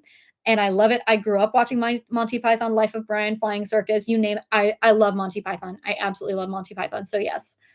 Um, oh, we have some Kurosawa fans in here. I love it. Paper Moon is a choice black and white movie. Okay. Trying to am I catching up at all? I feel like I'm not, but don't know if you saw Bruce Almighty. I did see Bruce Almighty. Yes. I actually posted recently when I get into editing mode, like when I get into hardcore like speed editing mode, I feel like Bruce when he's in God mode and he's just like speed typing. I think I actually posted that GIF on Instagram recently and I was like, live footage of me editing. But yes, I enjoyed Bruce Almighty and Evan Almighty. I liked both of them. They're great goofy comedies. Anything with Jim Carrey. I've never seen The Mask, but I grew up on Liar Liar, handful of other Jim Carrey movies. He's great. Gotta love him. Did we do Italian cinema? I know we did. I know we did some. I'd have to go back. A lot of it. I keep saying I'm sorry. I'd have to go back and look at what we did. I know we did a little bit because Bicycle Thieves and 400 Blows is French. I don't remember what we watched. I'm Italian. I know we did. I'd have to go back through my classes and syllabus and refresh my memory. It's been longer than I'd care to admit since I was in school. I'm older than I look. But yeah, it's been a minute, so I've been kind of having to go back and refresh on a couple of things. Nice Guys is great. Also, John Wick prequel is so. Speaking of John Wick, and since we're all Percy Jackson fans here, Lance Reddick. I'm so sad. I'm so sad. I vaguely remember when that happened. I had completely forgotten when we got to Percy Jackson, and when I saw him as Zeus, I it took me. I was trying to remember where I recognized him from, and the first thing that came to mind, I realized was John Wick. But I had completely forgotten that he passed away. I'm so sad they're gonna have to recast because he was so great, but that's such a loss. Rest in peace, Lance Reddick. That was hard. Okay, so no, I haven't seen World War Z, The Outsiders, or The Warriors in Schools. I don't know. Outsiders sounds familiar, possibly doesn't stand out. Cinema Paradiso. Yep, definitely one that's on the list. I'm ashamed. I'm very ashamed. Okay, I'm slowly catching up. Kiss Kiss Bang Bang. That's another one that's been on my shame list. That's been on my shame list. Denzel, Man and Fire, and Training Day. I have not seen, so I'll have to add those to my list. Did you watch Avatar? Okay, so we're gonna need to be a little bit more specific. Are we talking about Avatar or The Last Airbender? I have seen the first James Cameron Avatar film. I have seen the entire Last Airbender animated series multiple times, and I once saw the movie adaptation that we don't talk about. As far as the Netflix series, I'm starting it this weekend. I will be watching it. I don't know. It might be a minute before it comes up on YouTube. I had planned on doing it really quickly for YouTube, but just with the timing of things, and I have a couple things I need to get out before the Oscars, and because I'm doing both Masters of the Air and Band of Brothers at the same time, I think The Last Airbender might be a minute before it comes up on YouTube, but I will be doing it as quickly as possible on Netflix or on Patreon. So if you want to watch it now, it'll be coming up on Patreon pretty soon, probably this week. I'm going to try to get the whole series done this week and next week. All right. I'm trying so hard not to say right now. I hate when I do that. I'm trying so hard not to. I don't know if you guys notice, but I cut that out, particularly my discussions and my videos. Anytime I say it, I cut it out because it drives me crazy. All right. Avatar 2009. Yes, I have seen Avatar 2009. I haven't seen the sequel. I haven't seen The Way of Water, but that movie was huge. I was in high school when that came out. It was unbelievable to my brain at the time. Do you watch? Are you a fan of any other big reaction channels? Yes. So I don't watch reactions as much anymore. Partially it's just a time thing. I don't have a lot of time to, but also as I'm still a small channel, and particularly as I was still figuring out my format and my commentary, I noticed that beyond learning what I needed to learn from other channels, I needed to be careful because I would fall into the trap of comparing. and stressing about, well, this is how this person is doing it. Should I do it that way? Like, I definitely fell into that trap. And so I have to be very careful with that. I don't watch too many anymore. But you guys have heard me reference Blind Wave was one of the first ones I ever watched, and I still watch them. I've been watching their Ted Lasso videos every single week. I am heartbroken. I am genuinely heartbroken that the movie buds aren't doing reactions anymore. I know Sam still is, and I want to watch more of the stuff that he's still doing. But movie buds were one of my absolute favorite channels, and there are many, many more that I can talk about a little bit more later. But I've watched a lot of them, and I've definitely followed them. Like, okay, what are some tricks? I definitely want to learn from them, but I don't watch too many anymore, and I probably will get back into it later, but I don't watch too many right now just because I don't want to get in my own head about it. I don't want to start comparing myself. I don't want to start stressing about this is how other people are doing it versus how I'm doing it. I just want to be doing it the way that I am and feel very comfortable in what I'm doing. So, all right. So we've had yep, I've watched Avatar. Yumi and the movies just covered Dark City Classic. Okay, cool. Cool, cool. You should see Map of the Human Heart. Have not watched it. You get shocked by how much more brutal the movie is than The Mage. I don't know what we're talking about here. I've definitely lost track of this. Okay. Hi, Hong Kong. Hi, Cody in Hong Kong. Thank you for joining. All right, The Road to Perdition. Yep, had that recommended once or twice, so that'll go on the list. If you do watch it, brace yourself for 1880. Okay, so that's going back to Yellowstone. I'm trying to follow the threads here. That'd be so cool. Like video says, yes. So I'm planning. We're gonna see how it goes. I've been attempting to do Oppenheimer. I want to try potentially getting into video essays. I think that's something I would really enjoy if I can do it. It's a whole different kind of work, and it's a whole different kind of video, and I've been trying to get through an Oppenheimer video, and I have pages and pages of notes for it. So I'm trying to figure out how to do that. And that's a whole new format for me. So I want to try to get that for the Oscars if possible. I'm going to be doing a reaction to Killers of the Flower Moon because I've never seen that. But I would like to try to do video essays. Again, whole new format, something I have to figure out, but that's something I'm very curious to try getting into. Greetings from Germany. Hi, Germany. Thank you for the congratulations. I appreciate it. Thank you for joining us. I'm leaning. Why do I keep leaning so much? All right, let me scoot back into frame here a little bit. All right, Nightmare Alley. All right, never had that recommended, I don't think, or if I have, I don't remember, but I haven't seen it. The Great Dictator. Okay, lots of recommendations coming through. All right, Transformers. Yes, I've seen a couple of the Transformers films. I enjoyed the first one when it came out. Like, I was a teenager when the first one came out. I thoroughly enjoyed it. I think I've seen 2 and 3, I wanna say. I know I saw Revenge of the Fallen. I think that was the sequel. I think I saw the one with Rosie Huntington-Whiteley, and then wasn't Mark Wahlberg in one? Didn't they do a Mark Wahlberg one? I haven't seen Bumblebee. That's one I actually do really wanna see because 'cause I've heard that's good. You and Sam are the best. Oh, thank you so much. We genuinely had so much fun doing that, and it was just it unfortunately wasn't sustainable. It wasn't that we didn't want to do things together. It wasn't sustainable, unfortunately. But we thoroughly enjoyed doing the Shame List, and that's something we still talk about and something we still enjoy. All right. Probably what you did with Toy Story Conduit. Okay. Clockwork was intense. Yep. I have seen Man of Steel. I've seen most of the DC movies. Those are getting rebooted. I haven't seen the recent ones. I haven't seen The Flash. I haven't seen Black Adam. I do have a Letterboxd. Yes, I am trying to be more active about it. I feel like I've been watching more TV shows than films, so I haven't updated it too much. And I think I have like 700 films that I've watched on it. I know that is not comprehensive, but I took an afternoon when I was sick a couple months ago to go through and add a bunch of films. So yeah. Hey Jackie, Disney themselves have recently put another nail in the coffin with physical media. Physical media is unfortunate. I think didn't Best Buy just announce that they're no longer carrying DVDs or physical media? That's hard, especially when you consider so much streaming jump services. I'm kind of lucky in the sense that when I do a reaction, I have to screen record things and I wind up having the files because of that, but it's still like I then have it on a drive. If I want to watch it on the TV, I have to plug it in or I have to do something with it. But yeah, it's hard with physical media. I miss gift boxes and I miss DVD extras and bonus features and things that you just don't get with streaming. I miss those so much. I have not seen Kubrick's Strange Love. The original Italian Job doesn't even compare to the okay.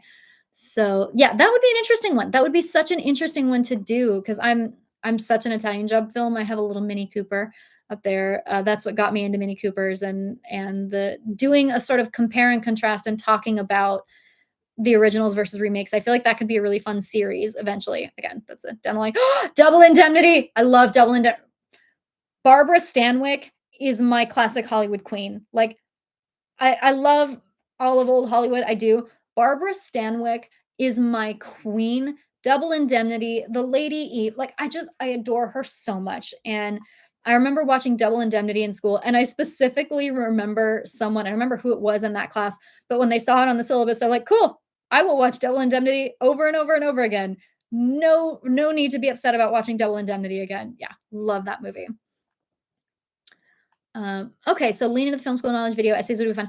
I really am. I actually, for the first time recently, have started getting really excited about video essays. And I think I struggled with the idea before because it was a matter of time. Like, you guys literally have a running joke on Discord that I don't sleep and that I never sleep. And that's because I work multiple jobs. I've never had fewer than 2 jobs since I graduated college, and it just was very hard for me to imagine doing even more work on top of this to try to do video essays, and the fact that I'm now starting to get to the point where I can transition to doing this full time and I might have a little bit more time opening up, I'm really excited about it because this has gotten me back into enjoying analyzing films and enjoying talking about them in a way that I haven't really gotten to prior to in the time like since I graduated and then started doing YouTube. I feel like I just didn't really have the opportunity to do that as much. And so this has definitely gotten me back into it. And I now have this sort of new excitement for potentially doing video essays. So we'll see one thing at a time. I'm experimenting with it. I'm playing with it. We'll see how it goes. But I do like the idea because I'm beyond just reaction channels. I am such a huge fan of Amanda the Jedi. I adore Amanda the Jedi, and I actually got Sam into her, and she is now his absolute favorite YouTuber. But she is so smart and so funny, and I love her. I love her. It scratches that itch for me. So yeah, would be curious to start getting into potentially doing video essays. So we'll see. All right, Strange Love and Fail Safe would be an interesting double feature. Okay, cool. The Cowboys. I have not seen it. I grew up watching a handful of James. Oh my God, John Wayne. Yep, I've been going for an hour and a half. There's my cue. Yeah. So grew up on some John Wayne movies. John Wayne is a USC alum. We actually have a bit of a. If you ever get a chance to go to the USC Film School, one, it's beautiful, but they actually have exhibits. When I started school in 2012. They had a whole Avengers exhibit, and we got to see a lot of the costumes and a lot of the props from the Avengers. But they have a whole little wing. I think it's on the third floor of the Spielberg building that has like John Wayne stuff and a lot of stuff dedicated to John Wayne. So that's really cool. All right. That and The Searchers. Yes, I've seen The Searchers. I've actually referenced The Searchers a couple times. I don't know if they've ever made it into the YouTube cuts, but there's a very, very iconic line from The Searchers of him standing in the doorway and the frame is blacked out and it's just the light in the doorway. And I remember watching, I forget what it was. It was some commentary because I think it was in Age of Ultron.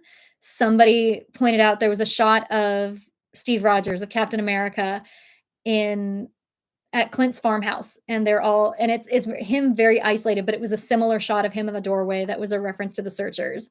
And I love that. I love when like big franchise films, nerd films, things that you don't really think of in terms of classic cinema. When you see them reference classic cinema like that is really, really fun. So that was a shot that I've nerded out about, and I've referenced that a couple times in other videos. The Room. So The Room and Room I know are two different things. I know I've seen Room with Brie Larson, but those are two different films. So just making sure that we're clarified on that. North by Northwest. Okay, so God bless Cary Grant. Was it North by Northwest? I know we watched. I want to say that we watched North by Northwest in film school. Was whichever one we watched. Again, it's been a while. There are things that I watched that I admit are gone from my memory. I think that was the one with the cornfield. It was the airplane in the cornfield. I think that was North by Northwest. I think we watched that, but it's been a minute. Did you see Rings of Power? We did. I did watch Rings of Power. I did watch that for Shameless. I struggled. I struggled with Rings of Power.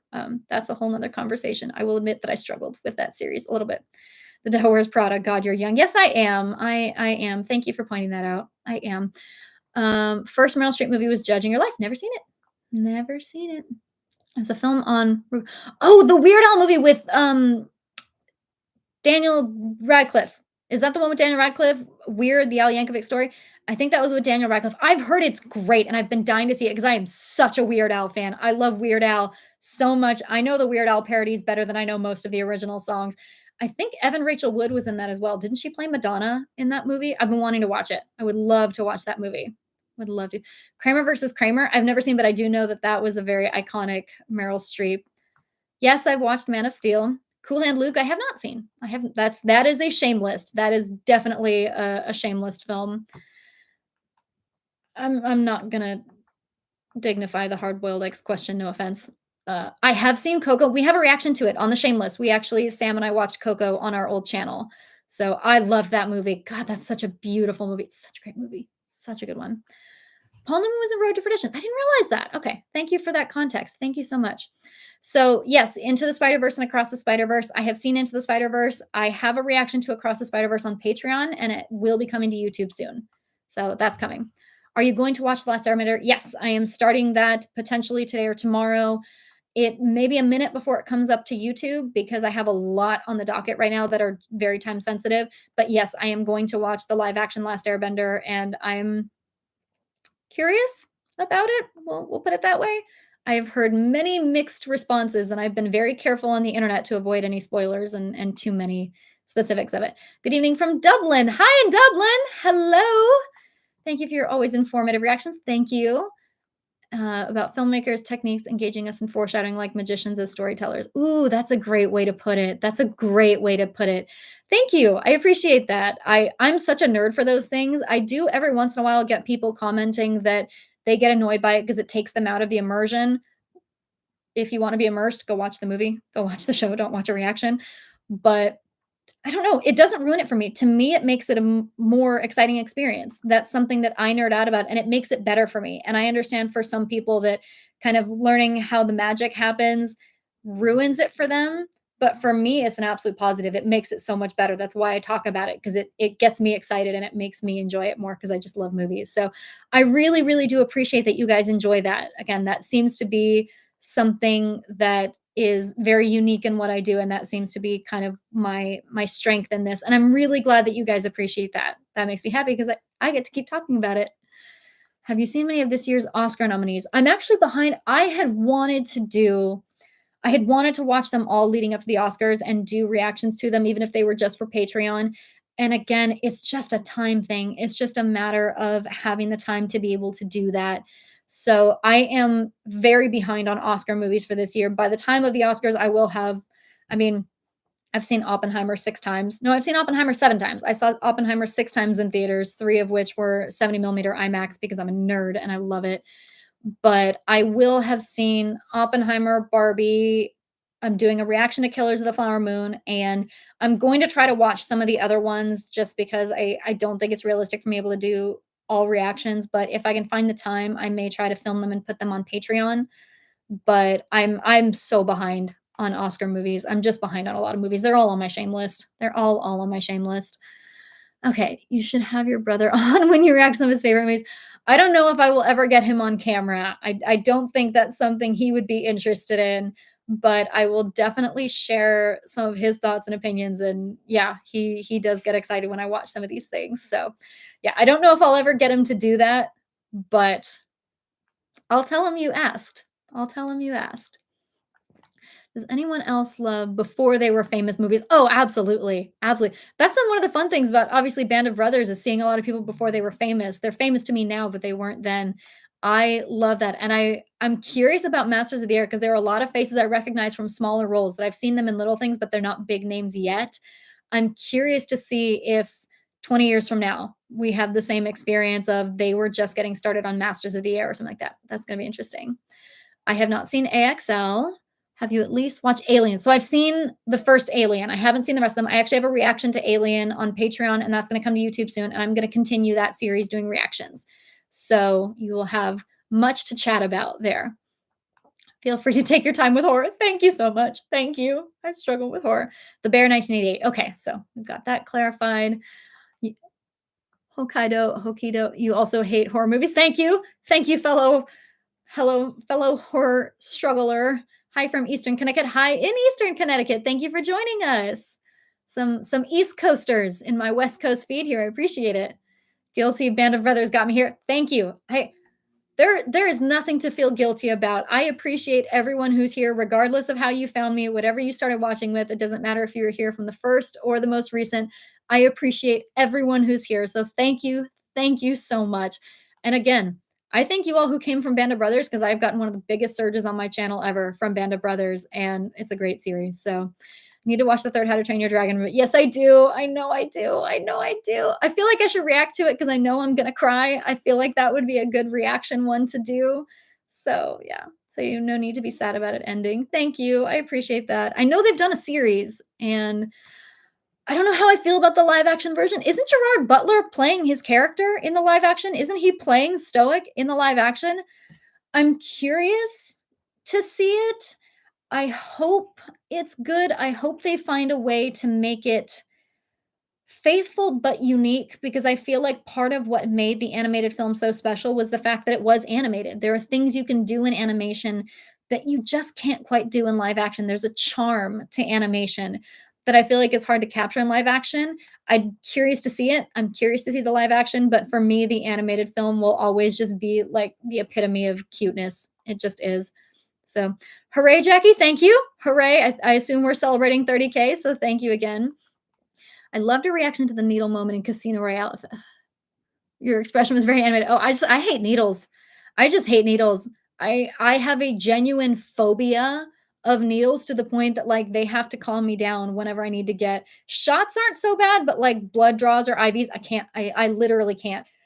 Needles and eyeballs freak me out so much. So reminded you of an anime cartoon. Thank you. I will take that as a compliment. I will definitely take that as a compliment. Hiya down from Washington Boulevard. Okay, cool. I'm from the street, or is that a movie recommendation? Jodie Foster, Matthew McConaughey, Carl Sagan. Cool. I wonder if you ever have, if we would have reaction channels if COVID hadn't happened. So we still would. There were many that existed before COVID. I think COVID opened the gate. I think there were a lot of people that created and blew up during COVID. I know Natalie Gold was one that she started summer of 2020 and just blew up. And I think it just created a lot of opportunities for a lot of YouTubers, because people were stuck at home. They were watching things more than ever. They either had time to watch more, they had time to create more. COVID was definitely what got me interested in potentially doing reactions. It took a while before I wound up getting into them, but COVID was definitely what kind of planted the seed of this is something I could do, because that's when I started really compiling my shame list of things that I hadn't seen. I was like, oh, this is a great time to start catching up on them.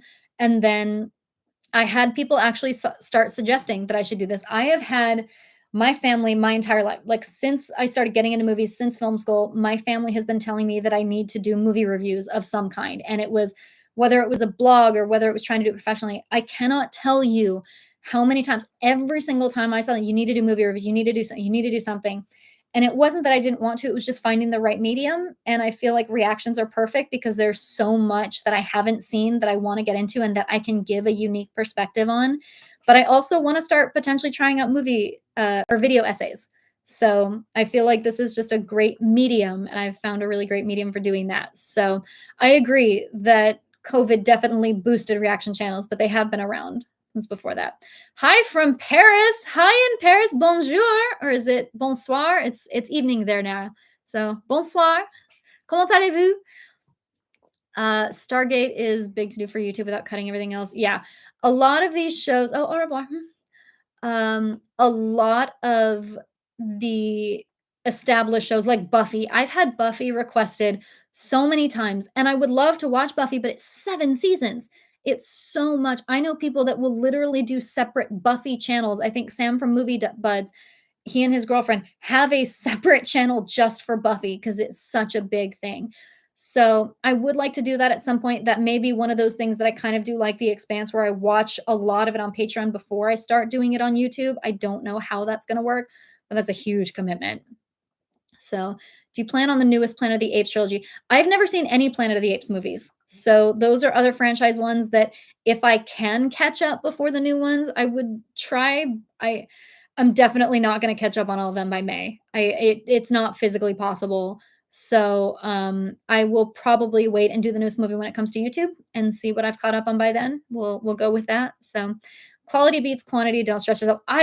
Again, I have to say, I've talked to my family about this recently because I'll go into this more in the goals video, but the surge that I've gotten from Band of Brothers, particularly on Patreon, I have more patrons than a channel my size should. I'm so blown away by that, but I've started to understand that it really, really is a quality over quantity thing. Like, I don't have the biggest numbers. I don't think I ever will have the biggest numbers because what I do is incredibly niche. I am a very specific type of commentary reactor, and I've just come to understand that not everyone is going to appreciate that, but the people who do, that is such a strong audience. And I can't, I keep saying this, but I'm so thankful for you guys. And I am really coming to understand that I have such a strong audience here in you guys, and I'm so grateful for that. But the quality of the viewership, I am still continually blown away by the overwhelming positivity I get in the comments. It is so shockingly rare that I get negative comments, that I get mean comments. And I was prepared for that. I was so prepared for that. I think anyone coming onto the internet has to understand that there's going to be negativity. And I've definitely developed a thicker skin. There are definitely still mean comments and still rude comments, but it absolutely blows me away the overwhelming positivity that I get. So, yeah, I may not have the biggest audience, but you guys are the strongest. You guys are absolutely the best. And I'm so, so grateful for you. So, thank you. Yes, I wanna hear your accents. Oh my goodness, we've gotten up to this. All right. You are spamming the comments. All right. Tell me what you want me to say. I don't know what to say. I don't know what to say in an accent. We'll try. Oh Lord, you're putting me on the spot here. I was afraid you guys were gonna say that. I was hoping nobody would say they wanted to hear it. Um, all right. What if I read some of these comments in an accent? How about I do that? Let's try that. Um, let's see. Let me find a good one. Do you plan on doing? No, this is terrible. This is terrible. This is gonna be good. Oh, this is gonna be terrible. All right. So this is my English RP. I feel very, very self conscious doing this right now. Oh, God. I had someone tell me that I sounded like Hermione. Okay. It's really, really hard to do without like a script. It's a lot easier if I have the words. Like, I used to quote Hermione all the time. I started doing an English accent first by quoting Hermione. I'm going to bed before either one of you come up with another clever plan to get us all killed or worse, expelled.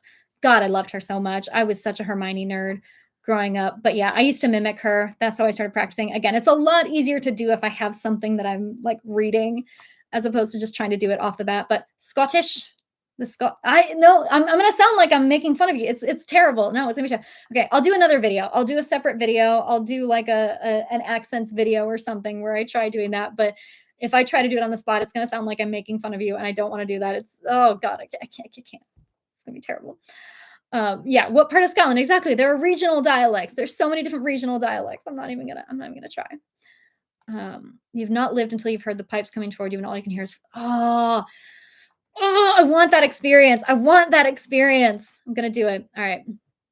Okay, so you guys are talking about newer movies. I'm behind on that. As someone from LA said, it's so diverse here. I know there's no typical LA girl. I know, but I feel like as far as the rest of the world is concerned, when you say California girl, there's a very specific image that comes to mind of a California girl. And absolutely, I mean, Dita Von Teese lives in Los Angeles. Dita Von Teese is the opposite of what a stereotypical California girl would be. And I agree. It's an incredibly diverse place, especially because we do have actors here of all different types and etc. No, not everyone here is tan and blonde, but that is definitely, I think, the stereotype. I don't fit the international stereotype for a California girl. That's for sure. A few years ago, I spent the winter up north here in Sweden, where the sun doesn't rise. Like, okay, that's a bit much. Like that's a bit much. The sun is still important, but What You Do in the Shadows is a great comedy. I've heard it's great. I've wanted to watch that one. I've absolutely wanted to watch that.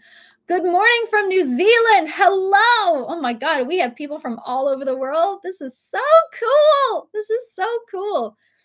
I cannot tell you guys how cool it is to me, just how crazy and how cool it is to me that there are people around the world that tune in. This is so cool. All right, my thing just jumped and I'm so far behind. I'm trying to catch up. I say that every time, but I'm trying. Okay, hi from New Zealand. Start a campaign to get the entire month of October to be your horror genre. I do need to do like Get Out and Nope and some of those. There are a couple, like, I've had a lot of people ask me to do Haunting of Hill House.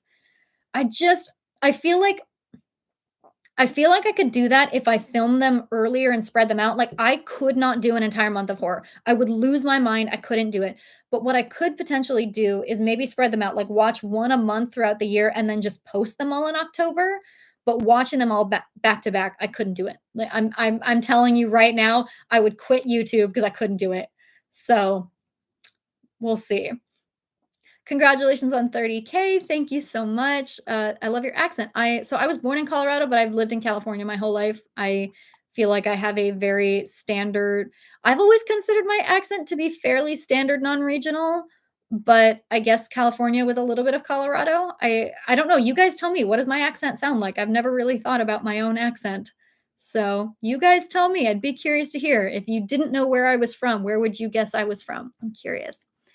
There's a Jim Carrey gift for literally every emotion. There is indeed, and his Grinch face is actually his face. It's crazy. But yes, I will need to watch The Mask at some point. Weirdly, my favorite Monty Python content is the Michael Palin travel series. I don't know that I've seen that. Oh, my stomach just started growling. We're at 2 hours. All right. I'm going to, I don't know how much longer I'm going to make this. I'm going to drink some water. But my stomach actually started growling. I don't know if you guys could hear that. I hope not. But you look like a 25 to 28 girl. You are pretty close. You are pretty close. Thank you for that compliment. I will tell you that you saying that to me is a compliment. So thank you. You guys don't need to know the specifics just yet, but 25 to 28. Cool. Thank you. Thank you. Lance Reddick was in Fringe too. I never watched Fringe. I've never seen Fringe. That's good to know. Lots of really good series to watch. Really love the Masters of the Air reaction series. Thank you so much. Chill Out Music Lounge. Thank you for enjoying them. I appreciate it. They're coming, I swear. Have you watched Vikings? I have not watched Vikings. I have seen The Crown. I've seen all of The Crown. I have many thoughts on The Crown. I have not seen Dracula BBC. I have seen Sherlock BBC. That was my first experience with the Benedict Cumberbatch and Martin Freeman. I love Sherlock. Absolutely love Sherlock. I think I actually have a picture somewhere. The first time I was in London, I took a picture in front of Speedy's Cafe because that's what they used as 221B Baker Street. So I think I have a picture of that. If you read this, you probably still haven't caught up. Nope, I haven't, but I'm trying. I'm trying. Much love from Germany. Thank you. Thank you so much. I know I'm behind. I'm always behind. I feel like that's just inevitable. You guys know I talk a lot. I get people in my comments all the time saying, please stop talking. You talk too much. Please shut up. I will never. I will continue to talk. Sorry. My channel, my videos. I will talk as much as I want. Apparently, there are a handful of people that seem to enjoy it, so I will continue talking. Thank you.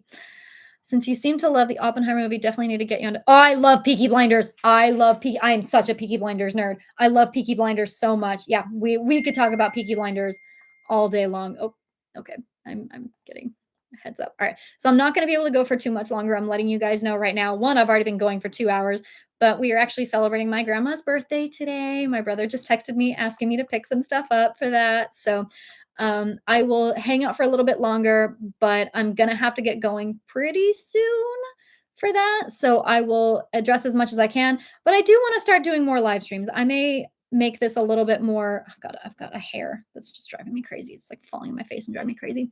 I do want to start doing more live streams just because I feel like I wind up getting behind and I wind up not being able to answer everything. But I really enjoy this. This is kind of the most direct way that I actually get to chat with you guys. So we'll try to do some more live streams, especially now that I'm having some time free up. I'm having a little bit more flexibility with my time, might be able to do some more of these. So just a heads up. But all right. Yeah, but yes, Peaky Blinders. We could do an entire live stream just talking about Peaky Blinders at some point. I am such a Peaky Blinders nerd. I love that show so much. Jackie, I love your content. Thank you so much. Thank you. Thank you. Okay. Silent Running, 1972 with Bruce Dern is a terrific movie. If you enjoy having your heart broken, I'm going to need a break after Band of Brothers, Masters of the Air, and The Pacific, like, I can only handle so much heartbreak at a time. I kid you not, I know it's a running joke that I don't sleep. I have been sleeping for the past month. I have been sleeping so much because I am so emotionally drained, but I think also just, again, the fact that I've had such a surge of support and I've been able to start kind of cutting back on my day job a little bit, I actually physically have the time to sleep a little bit more. But yeah, I need some comedy. I need something light. I miss Percy Jackson already because I just need something light. All right, Lord Trollington. Video essays are a huge effort. Yes, they are. Yes, they are. But once you nail your own style and setup, I think they're one of the better forms of content.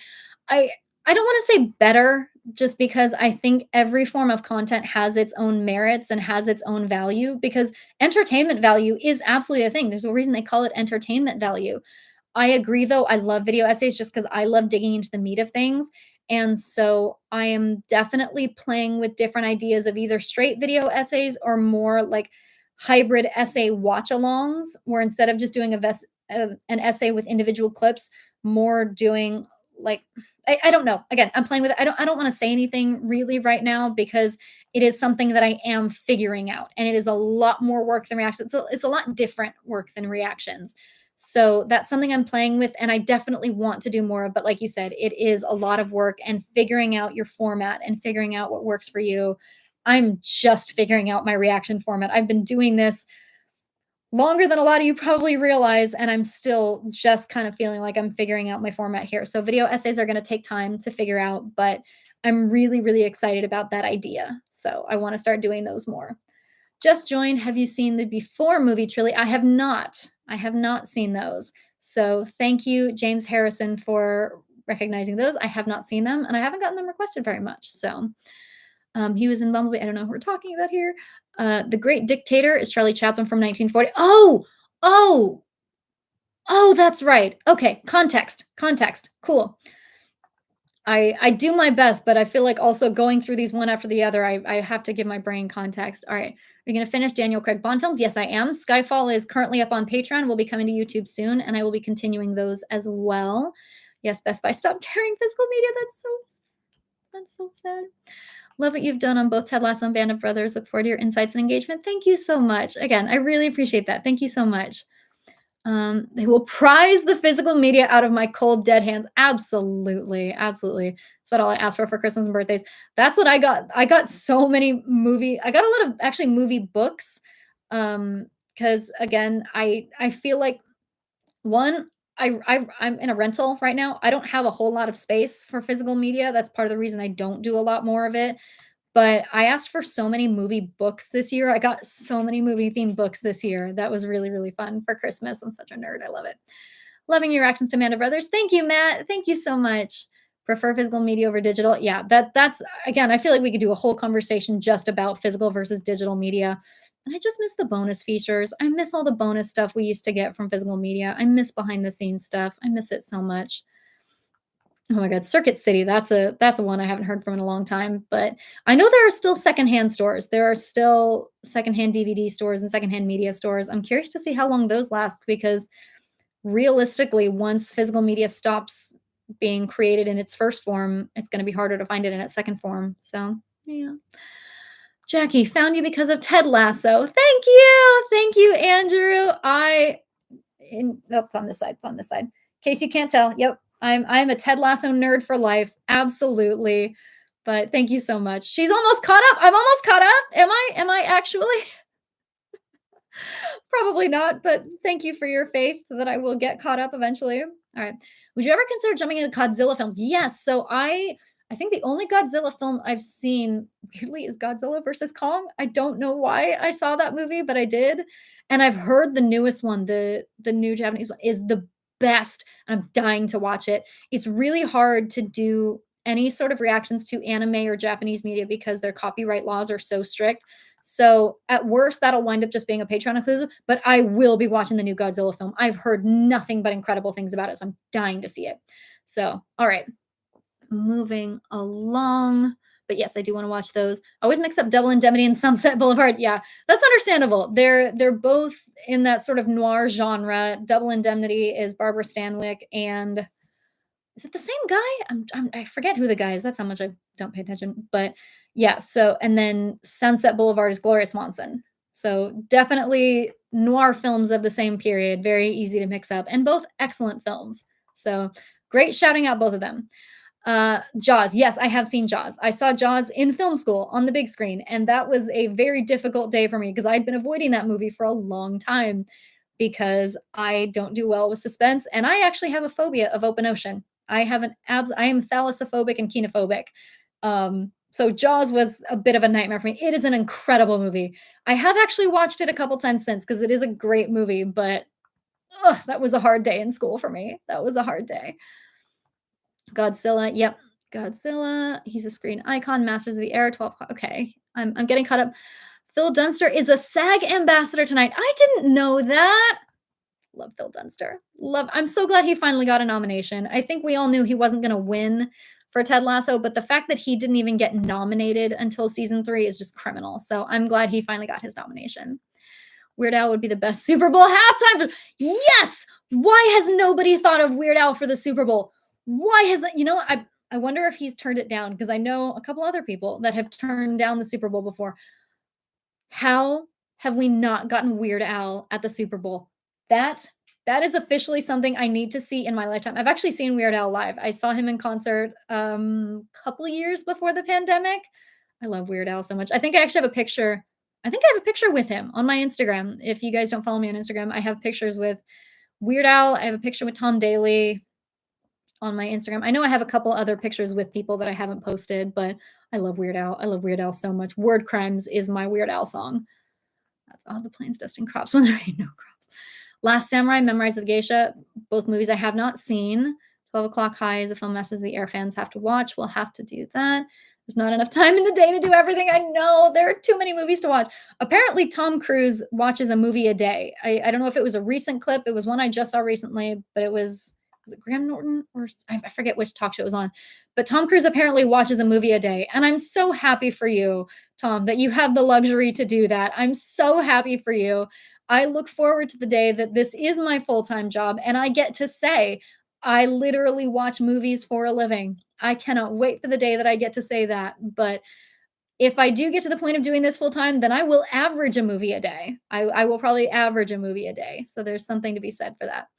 70 millimeter IMAX is absolutely an LA privilege. Yes, it is a privilege for cities like LA. I am very lucky. There are 3 theaters within about an hour of me that all show 70 millimeter IMAX. I am so, so lucky for that. I'm very aware. That's part of the reason I didn't wait to do Oppenheimer as a first time reaction because I wanted to see it in 70 millimeter IMAX. And I will absolutely be seeing Dune 2 in 70 millimeter IMAX. I'm sorry for anyone who wanted a first time reaction, but I'm not missing that movie in 70 millimeter IMAX. That might be one.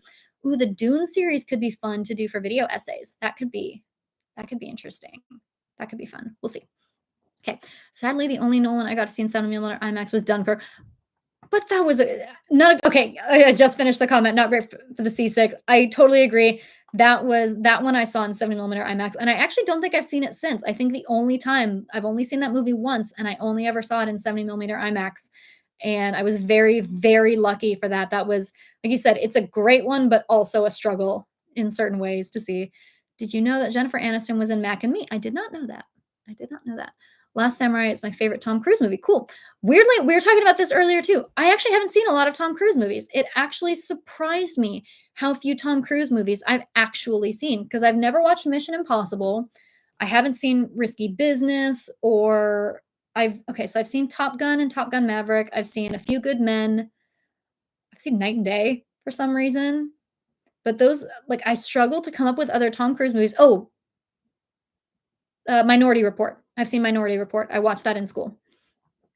That's a good one. Oh my God, my stomach is growling. All right, guys, I'm going to give it another few minutes, but I am going to have to go soon. And I'm not kidding. My stomach is actually growling right now. So I'm going to start mixing up names again real bad if I keep going. So Severance is coming. Severance. Oh my God. Severance is my next Patreon exclusive. It's just a matter of between Band of Brothers and the Pacific and because The Last Airbender is all dropping at once. I haven't had time to do anything else, but I don't care what anyone votes for. I don't care. Severance is my next Patreon series. I cannot tell you how many times I've had it requested and how much I've been dying to watch it. So, yes, Severance is coming. Severance is coming. Gerard Butler. Oh, okay. I don't know when he came into the chat, but um sure, Gerard Butler. Gerard Butler is my fan is not my fan. Michael Crawford is my Phantom of the Opera, but I loved Gerard Butler's Phantom. He may not have the best voice in the world, but considering it was his first time singing, he did a great job, but my goodness, was his Phantom phenomenal. I loved his performance of Phantom of the Opera. Yeah, he was incredible. Yes, the woman with a phobia of needles and eyeballs had to watch A Clockwork Orange on the big screen. You understand why I've never ever wanted to go anywhere near it since. It was traumatizing. It was horrifying. It was awful. Nope, nope, nope, nope. That movie probably actually exacerbated those fears. Like they were fears before, but they're phobias now. Yeah. Do you listen to any film podcasts? If so, I actually don't really, and not because I don't want to. Again, it's just a time thing. I don't have a whole lot of time for those. I have a handful of podcasts. Like I listen to The Office Ladies for a little while. I enjoy the rewatch podcasts, but Kermode and Mayo's take. Okay, thank you. Actually, genuinely, thank you for recommending that. I'll have to check those out more. I'd love to get into more of those. And you know a little French too, just a tiny bit. I took, I think, 3 semesters of French in college, and I remember very little of it. I actually still have my books, and that's been a goal for me. Again, now that I'm starting to potentially have a little bit more time, getting back into relearning French is something I want to get into. I used to speak it a little bit.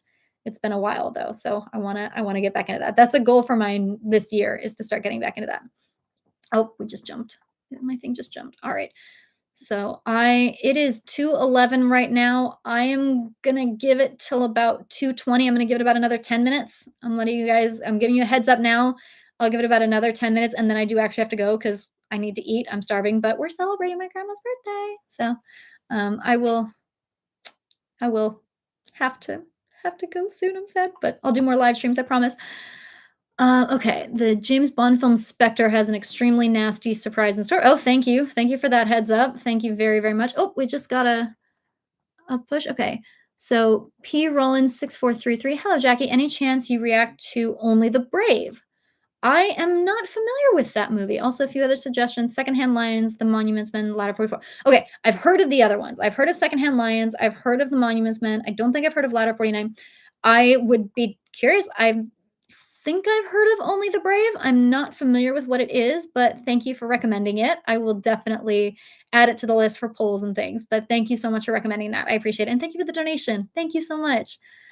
All right. Oh, happy birthday, Grandma. I'm down at the bottom now because of this. I'm seeing a lot of the happy birthdays. I will tell her. I will tell her you guys said happy birthday. Again, they know about you guys. My whole family knows about you. I call you guys my internet family. You absolutely are my internet family. There is no other way to describe you. You are not just an audience to me. You guys are my internet family, and I appreciate it so much.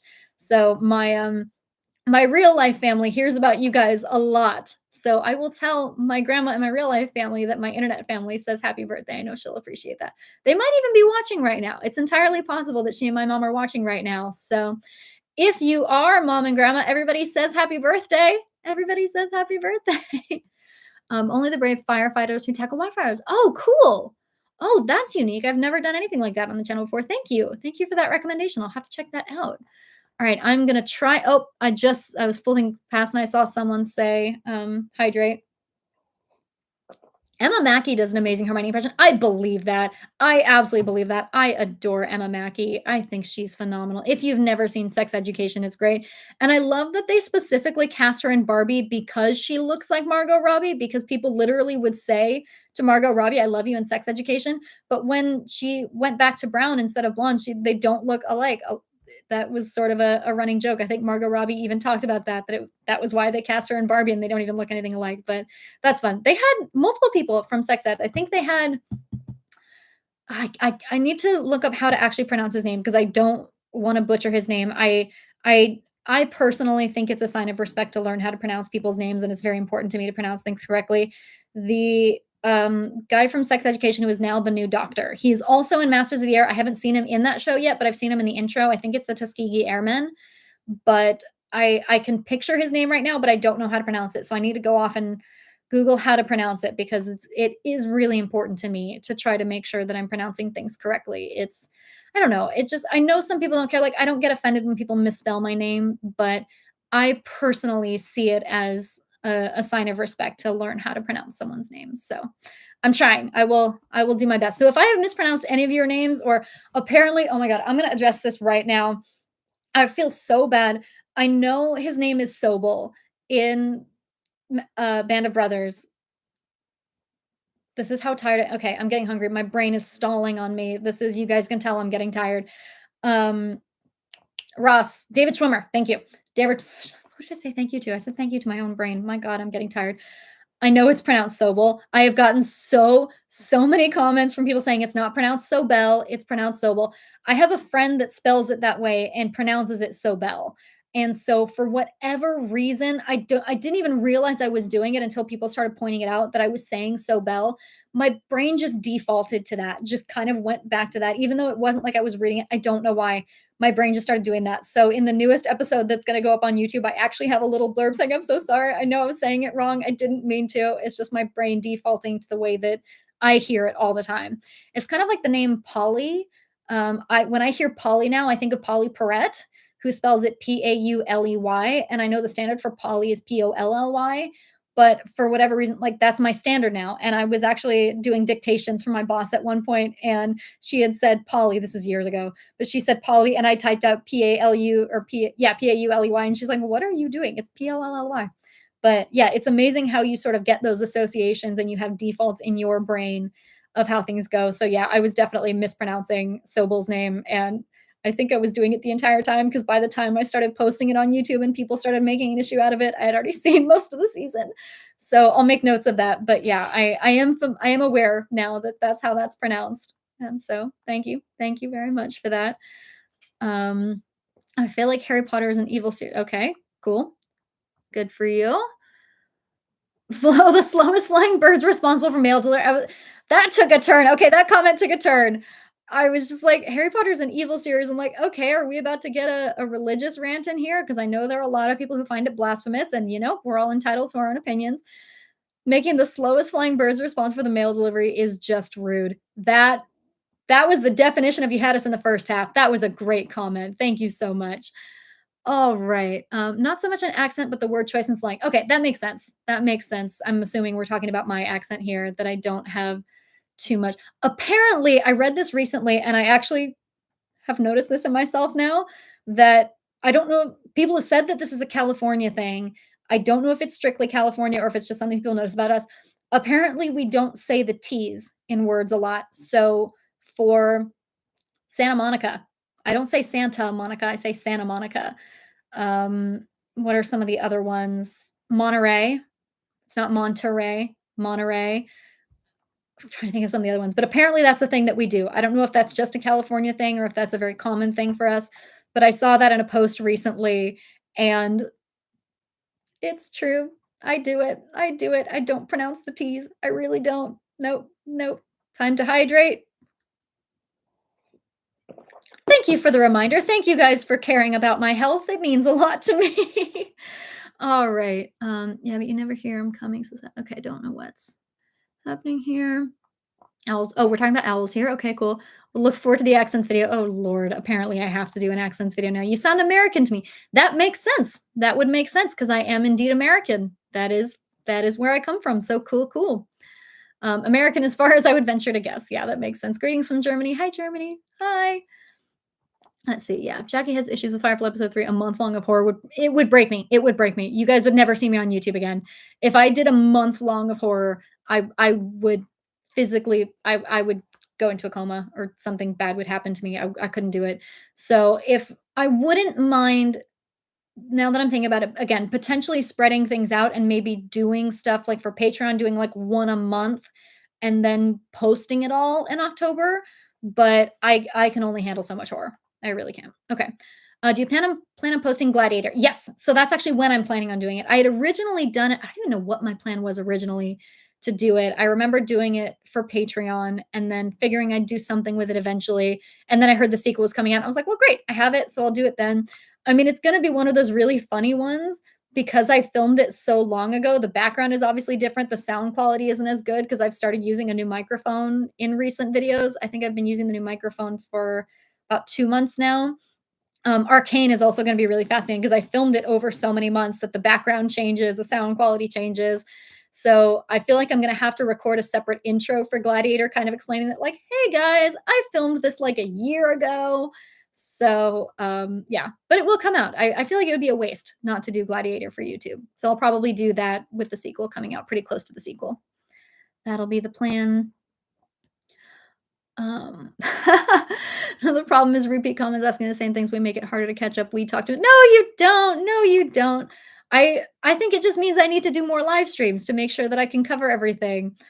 But I appreciate that you guys enjoy listening to me talk. I mean, that would you wouldn't be here if you didn't. That would be kind of defeating the purpose of subscribing to a channel where literally all I do is talk. I talk a lot. I'm very aware that I talk a lot. I'm trying to streamline it because I have noticed, particularly in the reactions, I'm trying to not be repetitive because I think that's one of the problems I have is it's not so much commenting on things, but when I'm repetitive and I say the same thing several times, I think that's when I start to run into problems. So I'm trying to be a lot more conscious in my YouTube edits of making sure that I'm not being repetitive, that I'm not saying the same thing over and over again. So I'm trying to be conscious of that, but I talk a lot and I will continue to talk a lot. So I'm glad to hear that you guys don't mind listening to me talk. That would again sort of defeat the purpose of following a YouTuber. All right. Primeval. I think I watched a little bit of Primeval back in the day. I don't think I've seen it a lot, but I know that was one that my brother loved, and I know I've seen a little bit of it. Oh my god, I just caught up to all the happy birthdays. Oh my goodness. I'm gonna have to screenshot that or show that to my grandma. She'll really appreciate hearing that. And my family, my friends and family hear about you guys all the time. I'm not kidding. I screenshot funny comments. I share some of my favorite ones. I tell them all the time about you guys and the things you say. It's you guys are my internet family. I love you guys. I really do. All right. I don't catch a whole lot of live stream, but I'll keep on watching videos. Thank you, Eric. I appreciate that. I don't live stream very often. And I need to, I've tried multiple times to get my camera and my proper microphone working. Right now, I have to use my webcam. That's why the quality isn't as great. I want to do these more. I do genuinely want to do these more because I love these. This is kind of the most direct interaction besides Discord that I get to have with you guys. So I want to do this more and I would like to be able to make this slightly better quality. But have you seen Luther? I have not seen Luther. That's Idris Elba, correct? Is that the one I'm thinking of? Well, definitely curious to watch that at some point. That is the beautiful thing about this. I don't think I will ever run out of content to watch or to react to. The I again would love to get to the point of doing this full time, and if I do, that's great. And the beauty of that is I'll never run out of things. I think I you guys are going to get tired of me. Let's be real. You guys are going to get tired of watching me and listening to me before I run out of things to watch. And I hope I get to do this for a long time. I absolutely love doing this, but y'all are going to get tired of me. Mark my words, you're going to get tired of me. It's going to happen. Your hair looks amazing. Thank you. Appreciate that. Thank you. I did it in a rush this morning. Any chance of doing foreign films? Yes, I do want to do more foreign films. Again, it's not a matter of I don't want to, it's a matter of time. So a lot of this, I kind of keep repeating this, but a lot of this is if and when I get to the point where I really, really can commit to doing this full time, which I think I actually will be able to pretty soon. Watch the goals video. We'll talk about that a little bit more. But when I have the time to commit to more and I don't have to stress about everything I do has to be for growth so I can get to that point, I'll have a little bit more flexibility of doing more of what I just want to do and do different things. So yeah, I do want to do more international films. I have never seen Cheers. No, I do know that it's Michael from The Good Place, drawing a blank on his name. Ted Danson. There we go. Ted Danson. I do know it's I'm running over my time here. Okay, I'm gonna have to go. I really am gonna have to go here soon. I'm gonna try to see if there's a diver who's afraid of ocean. I was a springboard and platform diver. We spent a lot less time in the water than you think. I think people forget water is just a landing mechanism. It really is. We just hit the water and then we get out. I spend more time out of the water than I did in it. But yeah, diving into a pool is very different from being stuck out in the open ocean. I was talking to my mom about this the other night and I was like, yeah, if I can't see land, nope, nope, can't do it. Can't do it. I am doing the Expanse. So Hawkthorn 33. Yes, I am doing the Expanse on Patreon. Pardon me. I'm doing The Expanse on Patreon right now. I'm doing 1 episode a week, and then it will eventually come to YouTube, but because there are so many episodes, I'm doing it first for Patreon and then coming back to it. All right, so I'm so sorry if I didn't get to answer all of your questions. She's only like half an hour behind now. This is my sign that I need to do more live streams so I can answer everything and I don't have to stress about being too far behind. But okay, so I'm just going to I'm going to go through the sort of last comments, the most recent comments, and then I do have to get going. Unfortunately, I do have to go. But all right, so I'm up to I think the last page here. Oh, I just saw something about Michael McIntyre. I love Michael McIntyre. I think he's a funny comedian. I haven't seen a lot of his recent stuff, but I loved him a while back. Okay, Patrick Stewart. He knows a lot about the California accent. Okay, so California, that's funny, funny. Love listening to you. Oh, thank you. Have a hard time looking away, as I sometimes do when I have stuff that needs to be done at home. Oh, you guys are so sweet. You guys are so smooth. Oh my God, thank you. Thank you. I appreciate it. Thank you so much. I'm glad you guys enjoy watching and listening. Again, it would kind of defeat the purpose of a YouTube channel if you didn't. So I appreciate that. Chuck Mannion just got home. Oh, welcome. I'm sorry you just joined, as I'm unfortunately going to have to sign off soon. But maybe what I can do, since I want to do more live streams, is I can either set a specific time, like this Saturday at noon thing. I can either set that as the standard time so you guys can plan around it, or maybe try doing different times or different days. We'll see. But I do want to start doing these more. I do want to do these more because I love chatting with you guys. So Mel Brooks, I am a diehard Mel Brooks fan. I love Mel Brooks. I grew up watching Mel Brooks, and I have some stories about why you need to be careful letting children watch Mel Brooks when they don't have a whole lot of life experience and don't know that certain things are inappropriate to say. I grew up watching Blazing Saddles before I knew there were things in that movie you're not supposed to say out loud. I do know that now. I learned very quickly. But yeah, I grew up watching Blazing Saddles, Robin Hood Men in Tights, Spaceballs. I knew Spaceballs better than I knew Star Wars. It's the same thing with Weird Al. Like, I feel like I know the parodies better than I know the originals a lot of the time. So am I repetitive? Do you think I'm human? Do I say the same things? I know I am. I'm so sorry. I'm so sorry. I know. Okay. Hello. Oh, hi, Francisca. Good to see you. Just do the whole Mel Brooks collection. I will go back. You know what? Mel Brooks would actually be really fun video essays to do, sort of watch along video essays, because they're satire. Satire is so much fun to talk about. And I feel like talking about at the time, because he's even said, I think he did an anniversary of Blazing Saddles a number of years ago, and people were like, "Yeah, you couldn't make that movie today." And he's like, "You couldn't make that movie then." It's satire. People do and don't appreciate it. But I feel like those could actually be really fun retrospectives, like really fun, maybe hybrid reaction, rewatch commentary, video essay retrospectives. Those could be really fun. Um, oh, I'm fully caught up. Okay, well, I'm not caught up, but I'm at least seeing the okay. Any moments when repeating. Am I talking too loud? Oh my goodness. I know, I'm repetitive. I'm sorry. Have you seen Moonlight? I have not seen Moonlight. I have not seen Moonlight. That's one I actually would like to do as like a Pride theme or something. I feel like that would be a great Oscar or Pride theme type thing to do. Go celebrate Grant's birthday. I will. I will. Okay. All right. So I'm at 2.5 hours. I'll do just a few minutes of like wrapping things up. But yes, not scuba diving. I know I have to be more specific about that. I think it's becoming a little bit more of a common mythology on the channel. I think as I talk about it more, you guys are starting to feel. I feel like I need to put up a picture of me diving or like a diver or something back here just for context. But yes, I do have to specify that every single time I say diver, most people think scuba diver. So I typically have to specify springboard and platform diving. So yeah, completely understandable misconception there. Makes perfect sense. Saturday at noon works well for us Brits because it's evening here. Yes. So I actually have a handful of friends in the UK that I used to like talk to right around this time because it was evening for them.